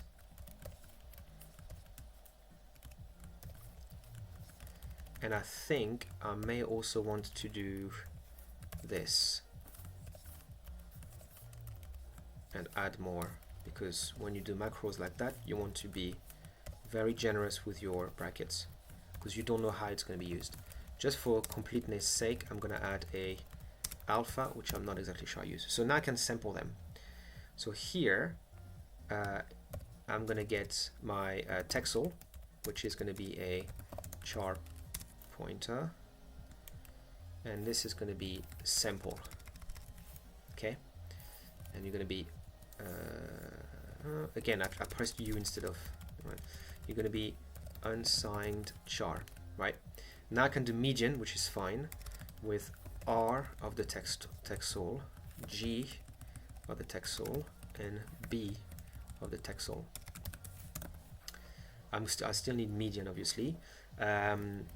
Now these actually give me floats, So for simplicity, I'm actually gonna I may want to to debug it. I'm going to start by putting everything as a float and then dividing it by 255, just because I want to make sure that it works first, and then maybe keep the integers for longer, just to make it work. And then that way I can still use the pixel distance and everything, and the clamp. And clamp is going to be, I'm going to make it defined for that one. Min, max, x, and clamp is going to be x smaller than min,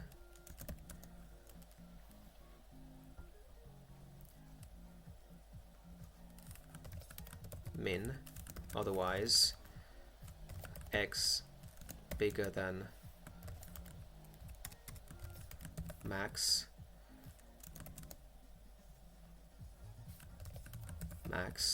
otherwise x. I think this is a terrible way of, this is probably a better way to do that. What I'm missing is median.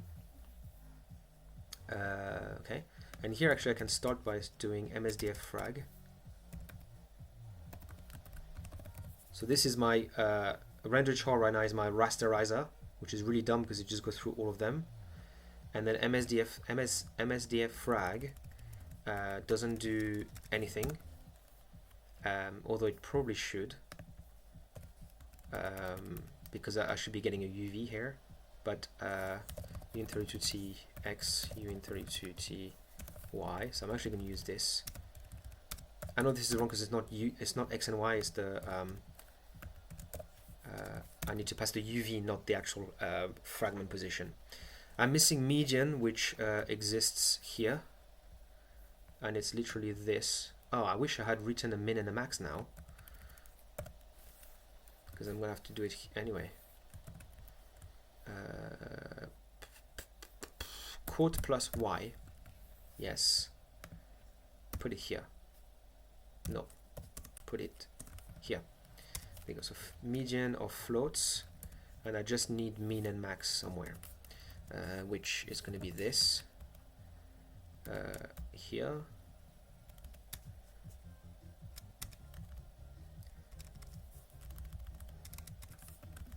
This is called max. I want to make sure this min and max is the one that this is my number one enemy. If x is bigger than max, that's where I get it wrong. Because if x is bigger than max, in that instance, I want max. Which means this would be min. This is very confusing. When you do min, the second value is max. Yeah, I think this is what I want. When I do max, what I'm getting here is actually min, right? And I want the maximum value of both. I'm actually going to make it simpler. A, B. So my brain doesn't try to do something.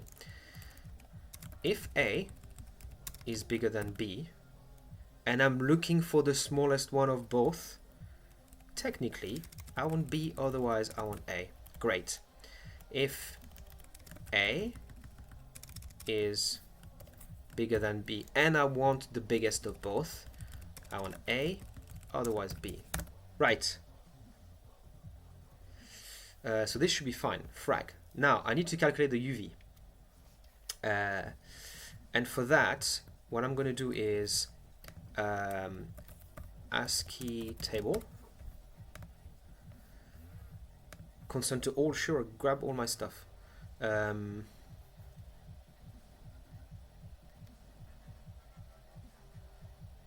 Uppercase A 101.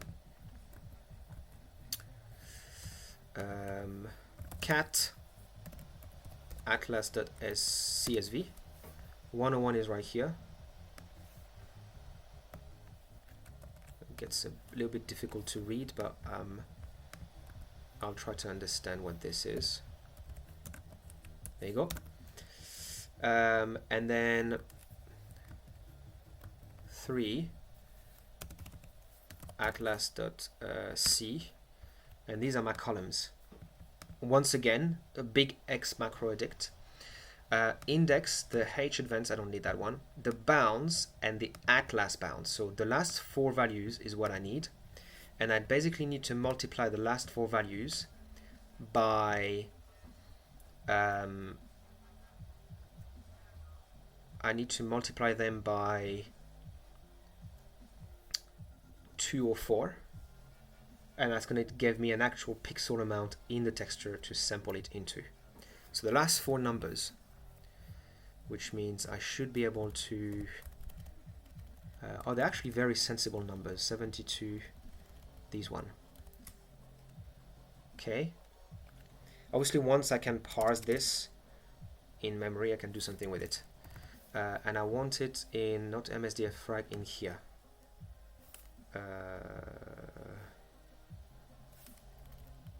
Yeah, so this is where things are going to get a bit tricky. So these are my 4 values. Float x, atlas x is this. Float atlas y,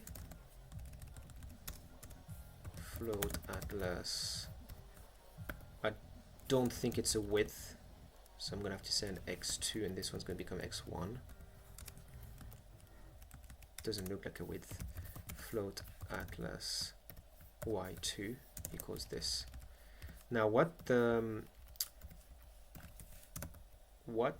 vertex shader does for me, or the fragment, I don't know which one does that, I think it's the step in between, is that it creates a gradient between the vertices. So this is the algorithm that I'm going to be missing, but I think it's trigonometry anyways.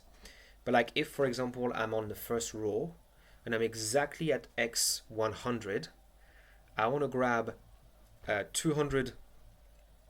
I want to get 100 divided by 200, which is going to be 0.5, and I want to multiply. I want to lerp between this and this by that 0.5. The problem that I have is that I could also be further down. Actually, it's not really a problem if I'm further down, because I just need to do x and y.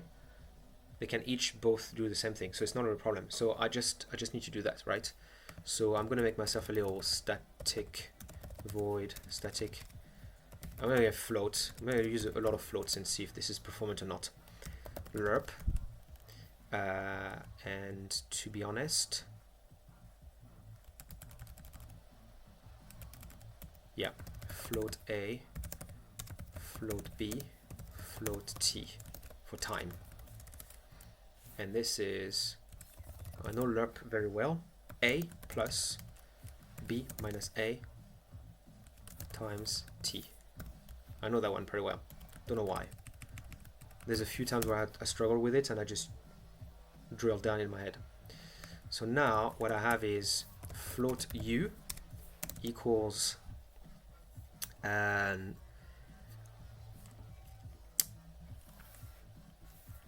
x over 200.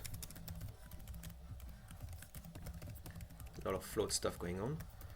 So that's going to be actually 200 over, yeah, actually 200. So 100 over 200 is going to be 0.5 times lerp. No, not times lerp. It's going to be lerp atlas x1 atlas x2 of this time. Boink, and then y, u, and v. And this is v. Let's just walk through it. I want to render a character, and the rendering character in the other app uses a vertex shader that's going to make 2 triangles, making a quad. Now, I don't need to model and think about triangles here, because I'm actually axis aligned, so I don't care. So my rasterizer literally loops through the x and the y, and I get all these. Now for each one of those, I get an exact fragment coordinate being x and y. But I need UVs. And if I was to use the UVs of my... actually, UVs are clip space, but they're between 0 and 1. I don't know, but they're not exactly UVs because I'm using something else. I'm saying that my corner 0, 0 is x1, y1, that my corner x0, actually x200 and y0 is 0, y1. I'm basically saying for those 4 vertices, I've got a combination of those values which match each vertex. And then any fragment inside that quad, I am basically moving the cursor on x and y by how many percent within each axis they are in the fragment, and I'm lerping what each vertex UV I have is. And then I'm saying go into there and sample it. And actually, these are pixel coordinates, because 200 is definitely within the atlas. So I don't even need to do a multiplication by texture size. I can literally sample it, and by sampling it, I go in there. And then I do the typical median. Now, to do the median, basically, I translate my R component, which is going to be a character whose max value is this. I make it a float, I divide. So now I got a number between 0 and 1, which represents this. And I do median, which is just a replication of what the other one did. Okay. What am I trying to do here? I'm trying to render the uppercase A in the top left corner, but the uppercase A is going to be 200 by 200. Okay.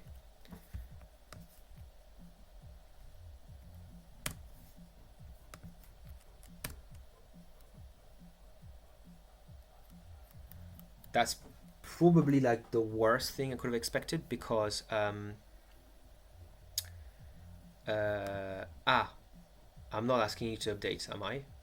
No, I'm not updating. So I'm gonna do it here. Send update 0, 0, 200, 200.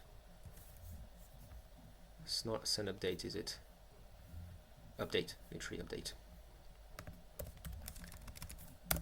Okay. Because I can still see the old thing, so I think it just didn't really update that area. Right. So now I'm just not getting much.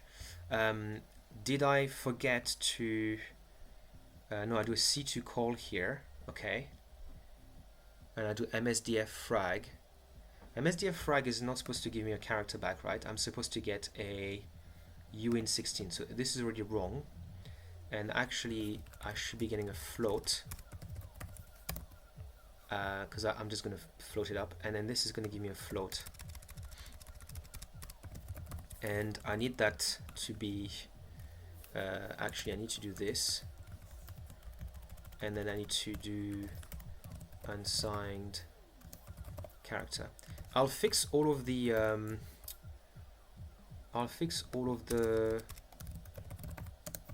conversion between types if I want to. Because realistically, I think I should be able to keep everything in the pixel thing. But like when I start making small things, it might be a bit difficult. So I find it odd that I'm still seeing some of the old stuff in there. So either I'm like still sampling it in a weird way.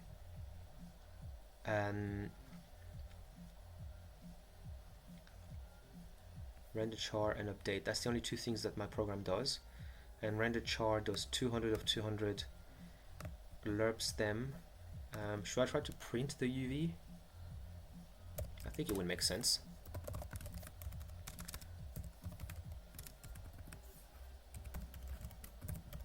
UV. Send 0.2f x percent 0.2f. I should get like a nice thing that starts from 50, 57, and then goes to 72. Yeah, UV.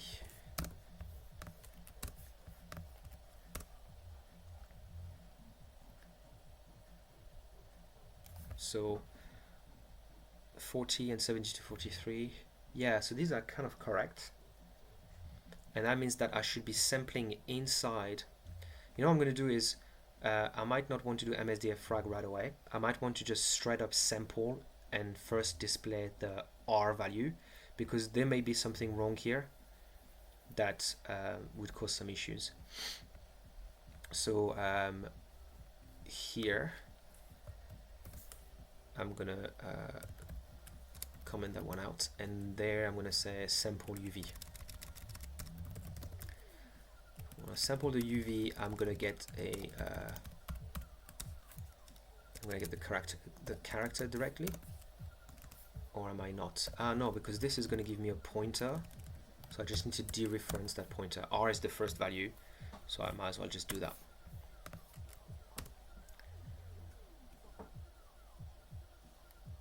What I find really odd is that I'm still getting a ghost of what was there before. So either my update is just wrong in the way I do my update, or there's a timing thing going on.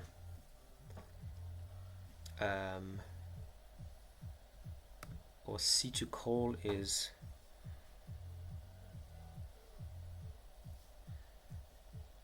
I think the UV sampling is correct.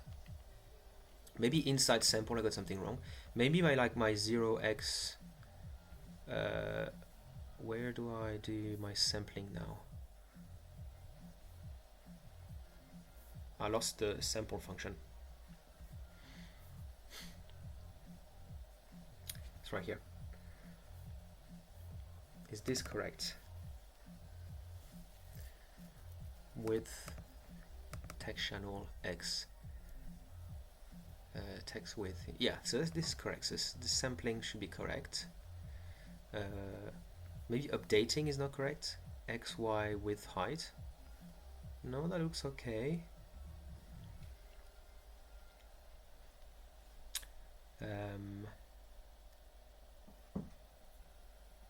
What could it be? I think there's something wrong beyond the logic, because it doesn't seem to be clearing the screen properly. I'm going to look a really close look. It's still showing the time where I was trying to get the green to show. I really need to get something that's closer, because this is not super useful.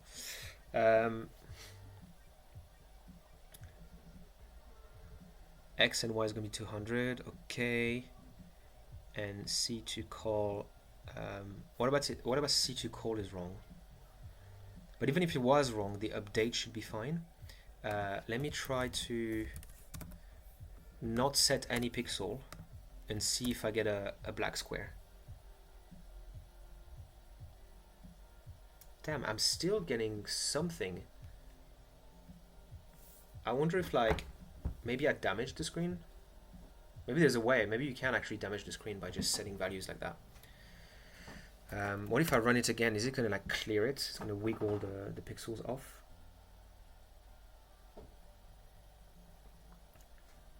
Wow, this looks completely different now. C2 call is a terrible name for a value between 0 and 255 to a value between 0 and that big number that I found to be the max value that's set between the black and white, like the big FF. I think it's here. The thing is, the one that I know works was this one, so maybe I got something wrong. Although what I found odd is that right now, regardless of what I'm doing, I still have this ghost effect So I think that I'm not using the right update method with the waveforms. So I'm actually going to run, I'm going to run this, see if it's going to clear the screen or if it's there forever. I think it might be there forever. I might have damaged the thing.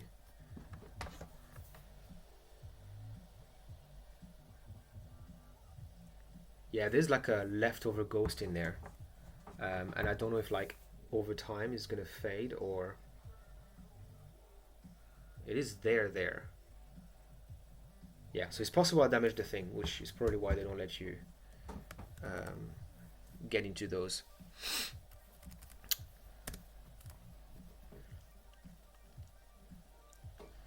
I'm gonna try something. I'm gonna try something where I'm gonna do this 200 and 400, and I'm gonna clear 200, 400. I wonder if it's that one time where I did a fast. No, I didn't do a fast update. I did a normal update. Hey, FF is 0. Yeah, so that seems to be correct to me. That actually makes sense because you only have half of your stuff.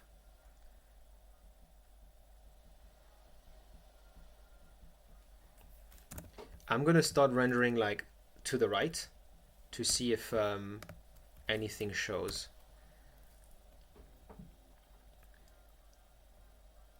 Yeah, and I'm getting like a clear, nice square. So so it looks like even if you use the Qt functions that they expose, they didn't really expose it, you may be able to damage the display, which looks like this is what I did.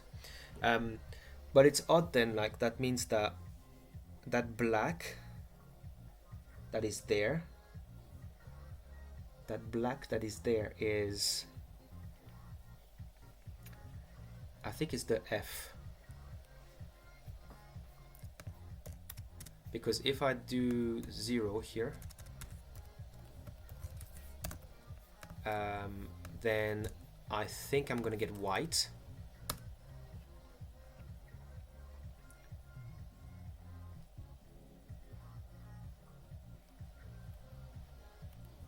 I guess because refresh is the last thing I do and I don't let the program run, then maybe that's a problem. Obviously a busy wait is also not a good solution, but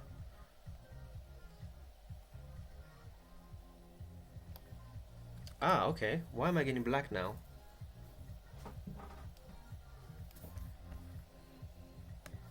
That could be a solution there.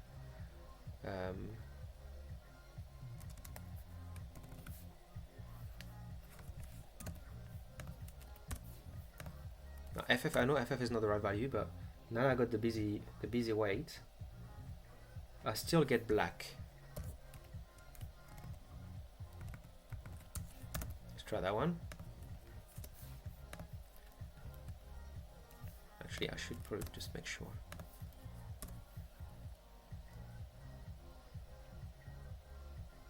And I get a pure white.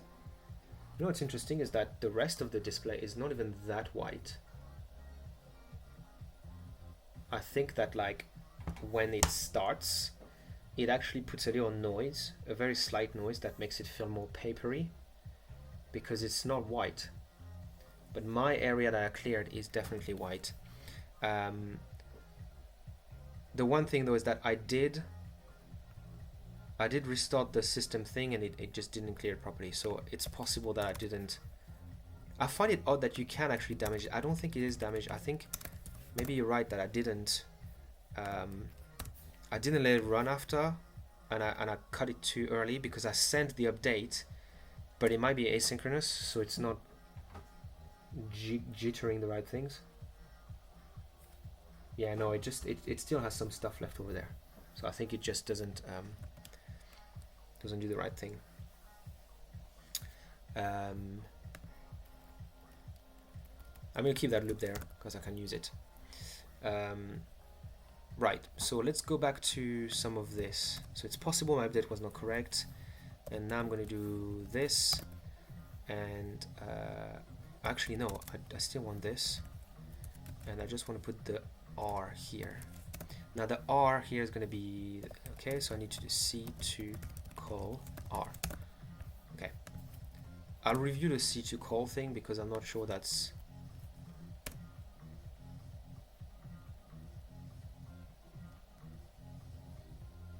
Oh, did I see something there? No, I'm just blind. Now it's all black. Well, before it was not all black. My UV is correct. Could I just print my R? Which is going to be a... I'm going to put D because I don't want it to be a character. R.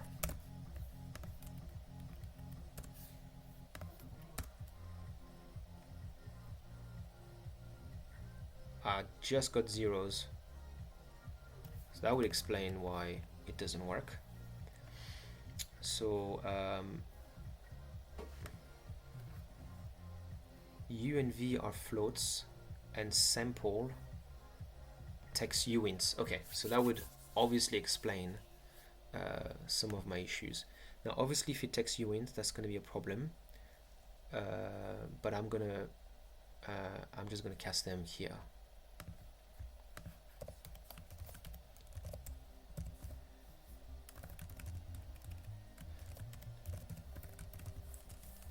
I don't know what it does when you do this, if it implicitly casts it for you.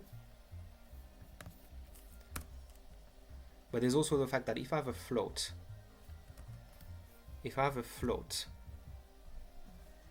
that goes from Atlas X, like my lerp is going to be this, right? Which is going to be, oh, it's not even expanding it for me. Oh, it's a function. So here I'm going to get 57, right? And then I'm going to get 72 minus 57, which is going to be a bit less than 20. And I multiply by t in here, x, which is going to be something else. But this actually is correct, so I don't know why I'm looking into this. So u and v are correct. What if I do this?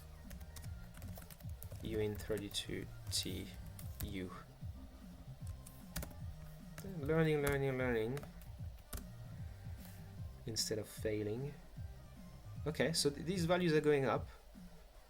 87. So that means that now I'm doing this. And is R going to be any better?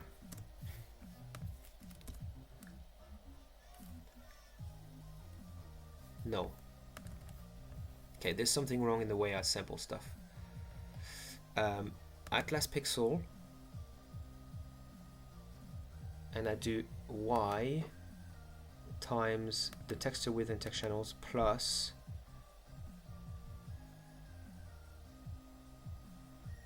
I wonder if I just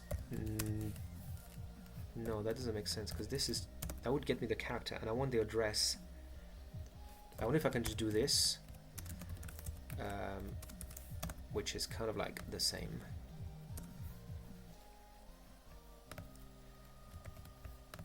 To re-upload because I don't know if I can write on this.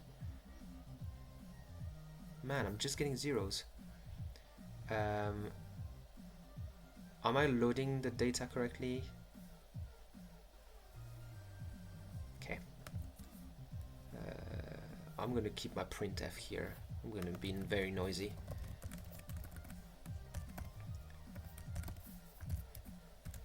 X and Y. I think we're close.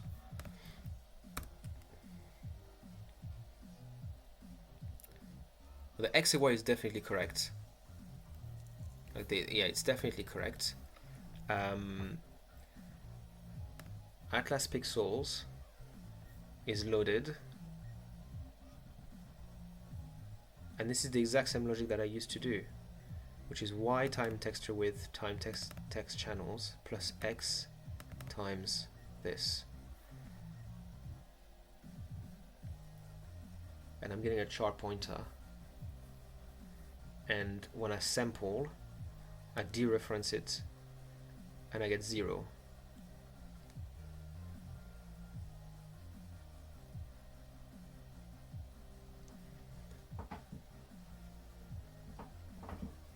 I don't think that's... So with the waveform flags, I may be able to find a combination that actually can fix the damage that I done, if there is such a thing as like the damage in there. Don't have a lot of hope because I ran the program without my hack, and that is supposed to like clear the screen and set stuff, and it didn't clear it up. So I think it's just there now. Like there's some electrons that are just like somewhere, or like some particles that are just like stuck there.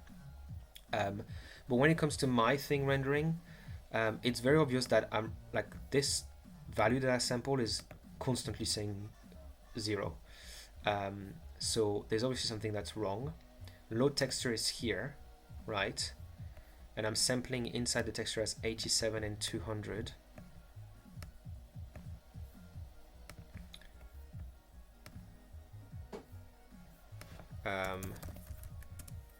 Text.bin is there.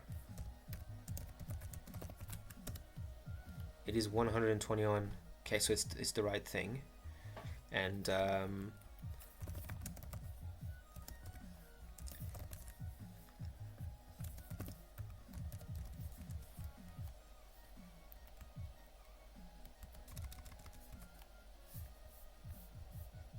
looks correct because I got a bunch of like FF0s, and yeah, so this looks correct.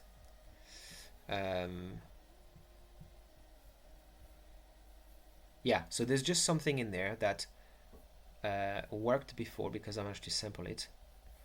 And in here, Atlas Pixels is a pointer to, it's an unsigned char. Atlas Pixels, is it unsigned char? Because if it's not, that would be a problem with my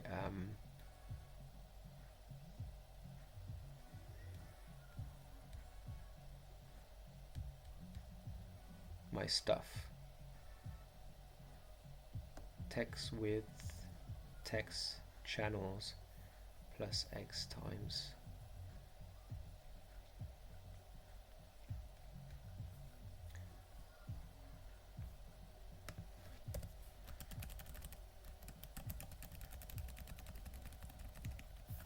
Let me see what text channel is. Unsigned char pointer. Malloced to be that size. Yeah, I'm very confused because I the fact that there's this ghosting on the screen means that with this exact formula I was able to sample into the texture before, but now if I call sample, which when I'm sampling U and V, let's try to sample X and Y, because maybe that's what it is.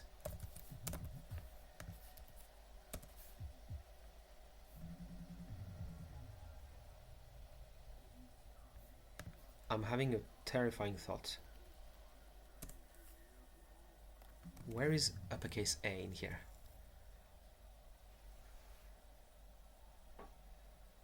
It's here. Okay, there is some red in it. I was wondering, like, if there's no red, then I'm sampling correctly. But I landed in an area that has no red. But that's not the case.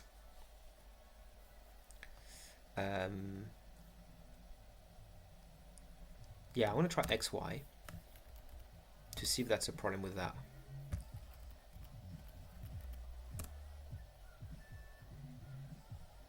Ah.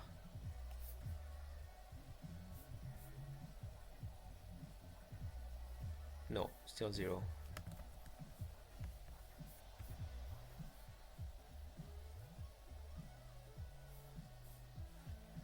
Now what if I did this and said Atlas Pixels at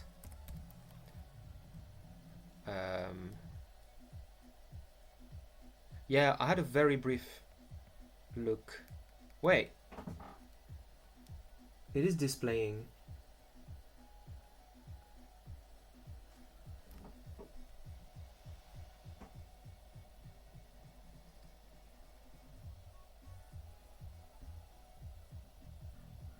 I guess some of them might be 1. Oh, I have values here. Okay. So this is sampling. Okay, never mind.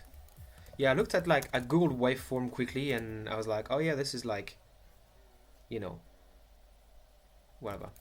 Yeah, it's what I just saw. It works, but it's not exactly what I'm looking for. But let's see. Can I go back to uin32t u and uin32t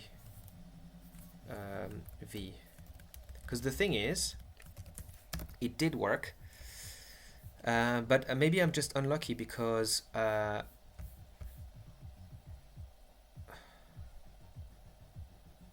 I left 400 here. That's pretty bad. But like if let's say at some point I'm gonna sample something like something that's like in between those two values, so a 60-ish value for x and a 190. Right, so 60, 190. It's gonna have to be there somewhere. Oh, but it's gonna be mega long. I don't wanna do it. But there's a 60, 190 in there.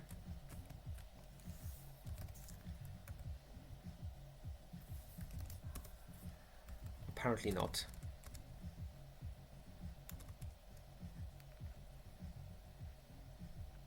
X starts at 0.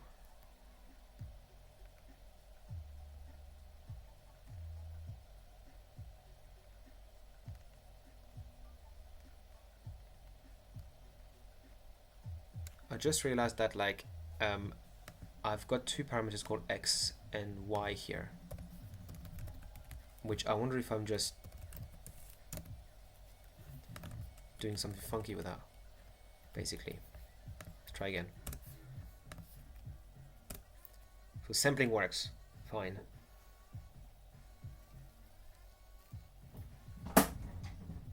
No, this one is not working, but like here I have these values which are there. I'm gonna try to say actually get green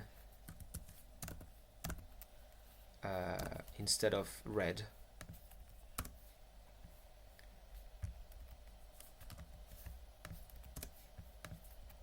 Let's try to finish on one character being displayed. It's not very good.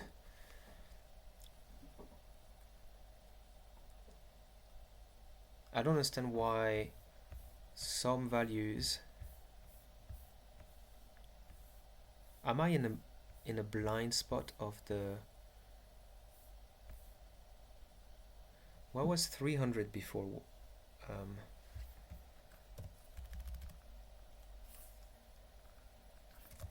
I could put X and Y again.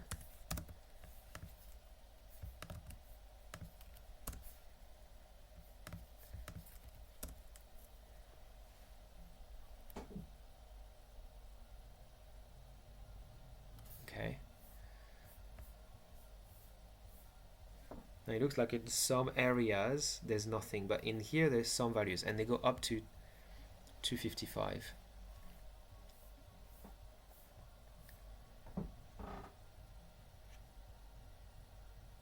And this looks like it's the entire file. Like it's not like I'm cropping inside it. But what's interesting there is that 60 x. So why wouldn't it have a 60x there? I mean, I guess maybe the buffer for the thing is not big enough, because it has to go at 60 at some point. Like I'm a 193, 192, so 61 x. How about 90x? How about 120x? 190x? Okay, I think it's just that I don't have long enough of a history on these, right? What is there?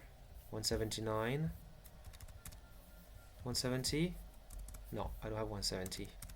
171x, 172x. Okay, So the problem is this. Okay, what if I did something a bit dumb and said 57, 179, no, 72, and 179 and 200. 200 in Y? 200 in Y? Really?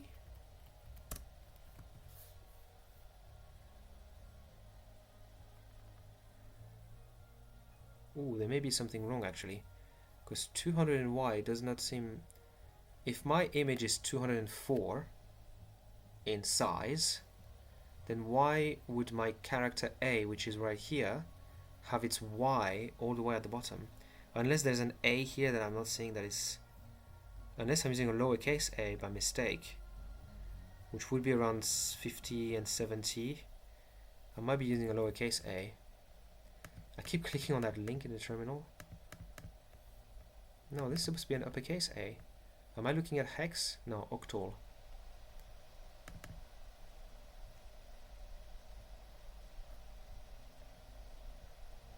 What's the lowercase a? 141. Okay, let's try to run this thing anyways and see. So I'm gonna basically use those coordinates into the atlas to sample. So I should have something really small, but only that area should be colored or... Okay, so now it shows me the position. And yeah, if for some reason it's that thing,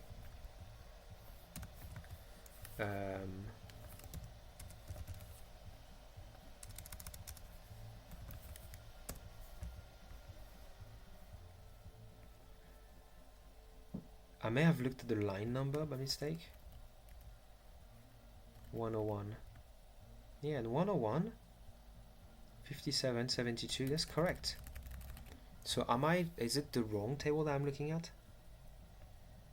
101, A, uppercase A. But then when I check the image, it's giving me the wrong thing. I mean, it is now just that one square is updated. I wonder if the precision for the sampling is not good enough, because there's very few pixels there, and then if I no, it should be fine. Why are they all 0 in that area? So now I can see that they're all 0 when I sample this one. What if I do +2? Actually, you know what? This has very little... It does have red. It does have red, so you should be finding something.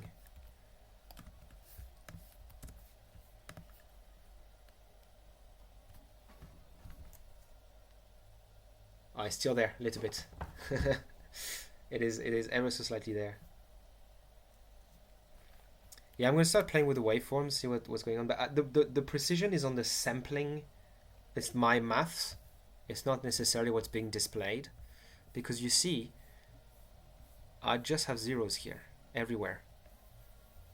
What I find odd is that when I... Actually, no, this is not odd. Interesting. So when I load my image, it is very obviously square. Is it obviously square? It is square. It looks square, and it's supposed to be 204 by 204. Okay. Yet, if I go back to this, right, and I say print the entire, like sample the entire thing, or sample 200 by 200,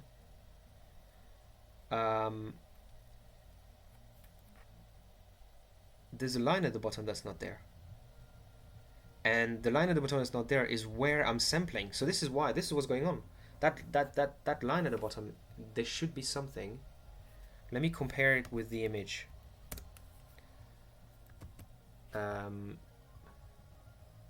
So the width is correct, but past a specific area, it doesn't like it doesn't print anymore. So it's either my file is wrong,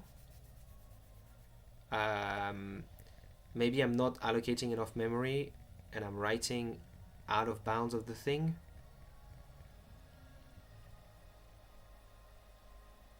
It works all the way to here,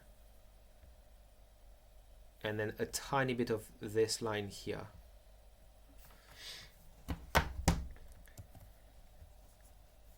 Centered here. There you go. So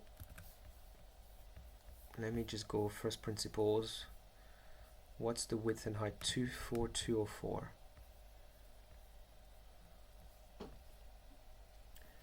Am I reading enough? Should be reading enough.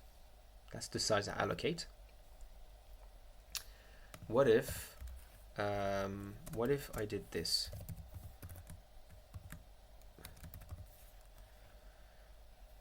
What if it's bigger than a Uint32T? And what if I need to do more read because I'm actually not reading enough and I need to read multiple times? That's very possible. Size is this.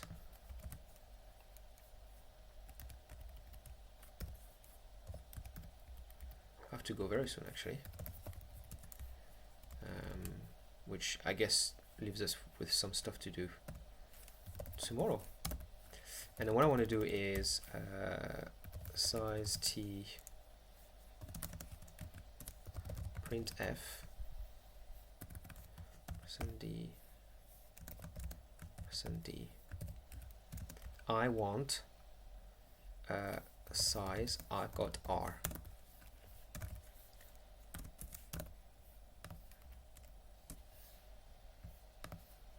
Illegal instruction 0. I mean, fread might just return 0 if it read everything, right?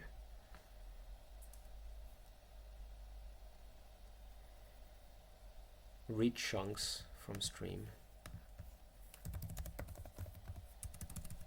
What the hell am I doing? That's why you always read your stuff. Return value, return the number of items read or written. Okay, so 1. No, the print's correct because, wait. So the first one is what I'm expecting, and R is what I'm getting.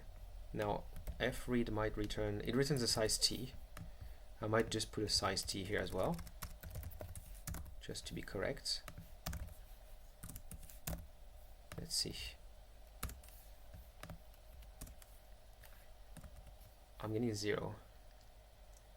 Now 0 is like the number that I was not expecting, because it's telling me it read 0 things, right? And yet when I tap into the buffer, I have something. So this is really odd.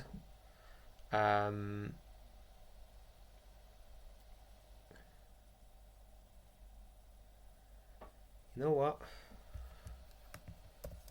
Let's fuck this. Let's just say let's do stuff that I'm used to, and then see if we can make something work. FCNTL, right? Was that what I'm looking for? Yep. And then we're going to do a read of FD into Atlas pixels with the size that I need. Let's try that. See if I get anything different.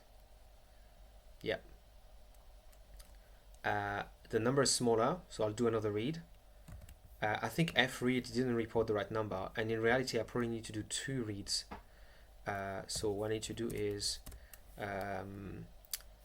while size is bigger than 0,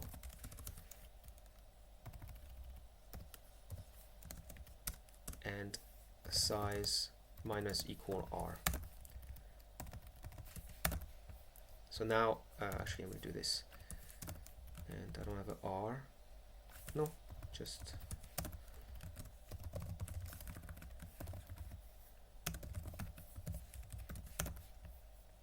Let's see. Okay, that doesn't look good.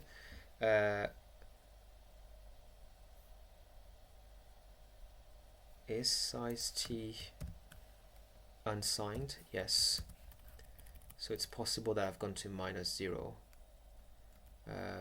Oh, but also, obviously size is not that. So size is the amount that I have left, but I don't want to read at the beginning. I want to actually write at plus, okay, uint 32t remaining size, okay, remaining, and here it's going to be a size minus remaining,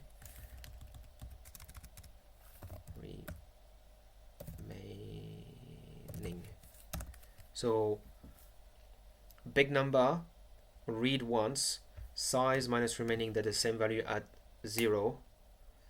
Then it tells me I've read R. I remove that from what's remaining. I come back in there.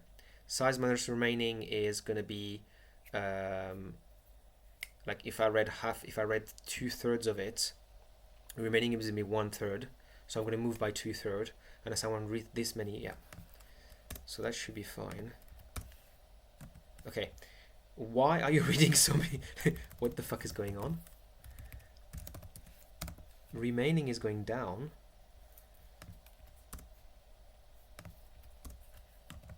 I'm reading, it's not reading anything. It worked the first time.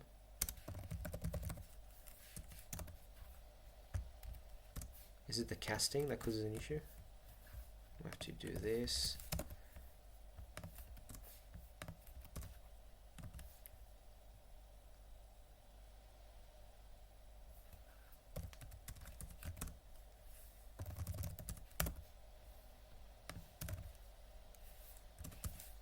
I guess maybe the formatting was incorrect. Okay, so it reads this, and in theory it should remove from remaining this.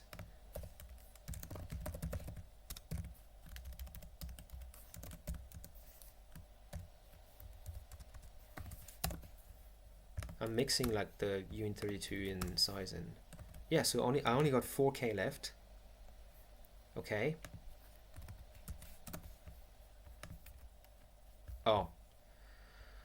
Oh,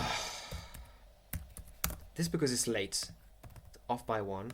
It's gonna be 0, and I just didn't check if, you know. Actually, no. Brain fart.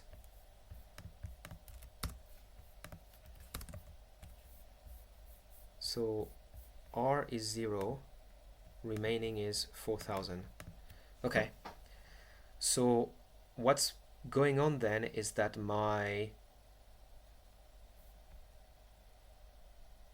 is this exactly a 4th?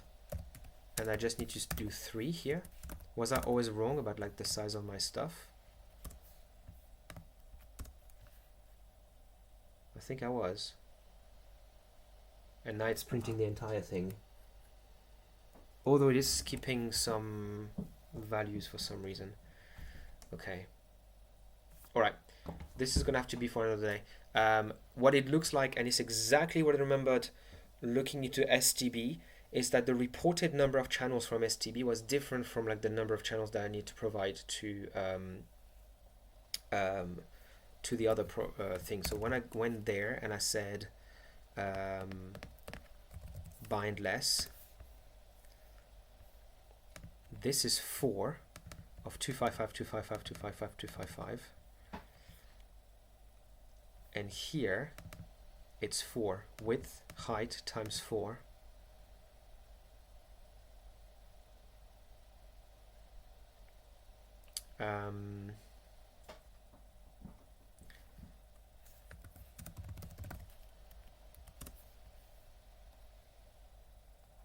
channels. I think that's what it is. My file is too small because channels is only the channels, not alpha. It doesn't count alpha. I need to do channels +1. So I was, yeah, and then now I can go back to here, go back to 4. Obviously fread would work and I could keep it there, but I'm just going to keep it as it is right now. Make upload, preload.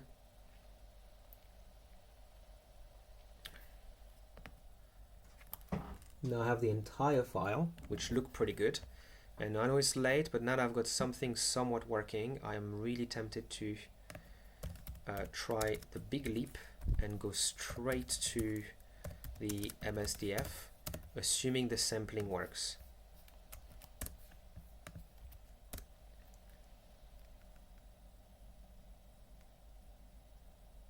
Oh my goodness. What the fuck is this? That's not the letter I was looking for. That is not the letter I was looking for, but that's insane. It's working. I don't know why I'm still printing. I think my sample function still has a print in there.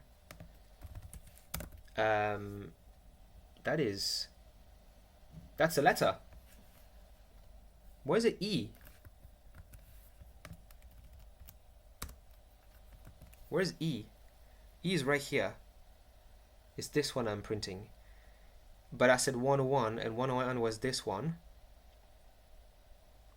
You know what it is? It's rotated like this. So the coordinate of this E, if you rotate the image like this, I think you land on where the A is. Which sounds a bit incorrect. No, it's not incorrect. I think because there is when you generate them, there's a top up and top down, and there's something about that. I need to check when I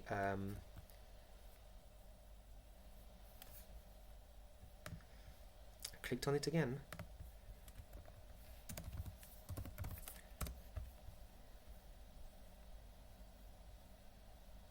UV, I divide it by the width and the height, Z and W, but I'm not doing anything else. So it should be the right coordinates.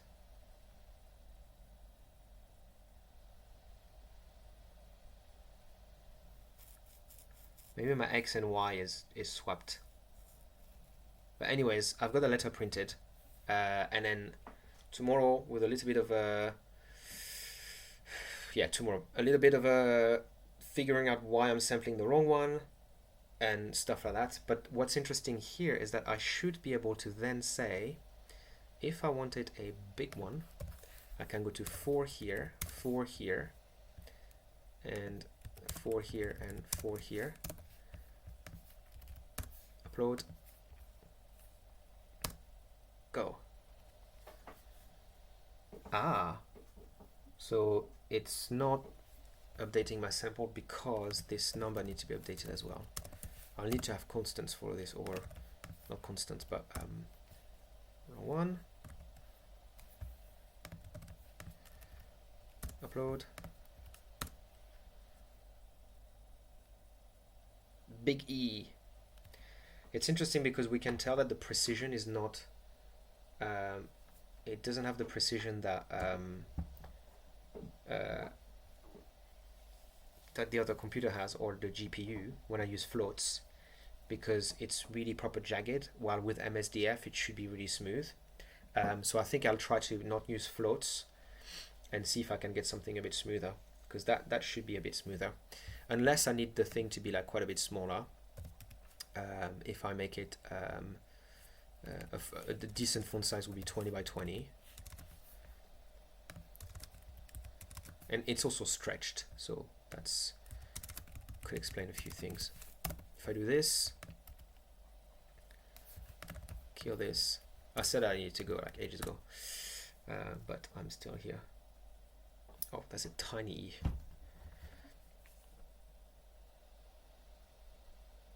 It was good though. Anyways, that's it no more. Tomorrow, let's figure out why we're not sampling in the right place in the atlas. Before that, we may even just load the CSV. I might just steal the atlas loading from the other project, so that I have like I have the thing, and then try to have font sizes, maybe some edge smoothness or something like that, and then yeah, just like print a string, like iterate through them, do the horizontal advancement and stuff like that. Anyways, once again, a bit later than I wanted. Thank you for coming, consistent viewer. Always nice to have. And yeah, maybe we'll put the AI to the test as well tomorrow. See if I can give it like the file that I currently have and say, try to figure this out. But like the AI can't look at the PNG and figure out that it's sampling in the wrong place. And if it makes a change, it has to ask me if the change is correct. And I don't want to be a QA tester. I want to be a developer. So anyways, bye. I'm gone.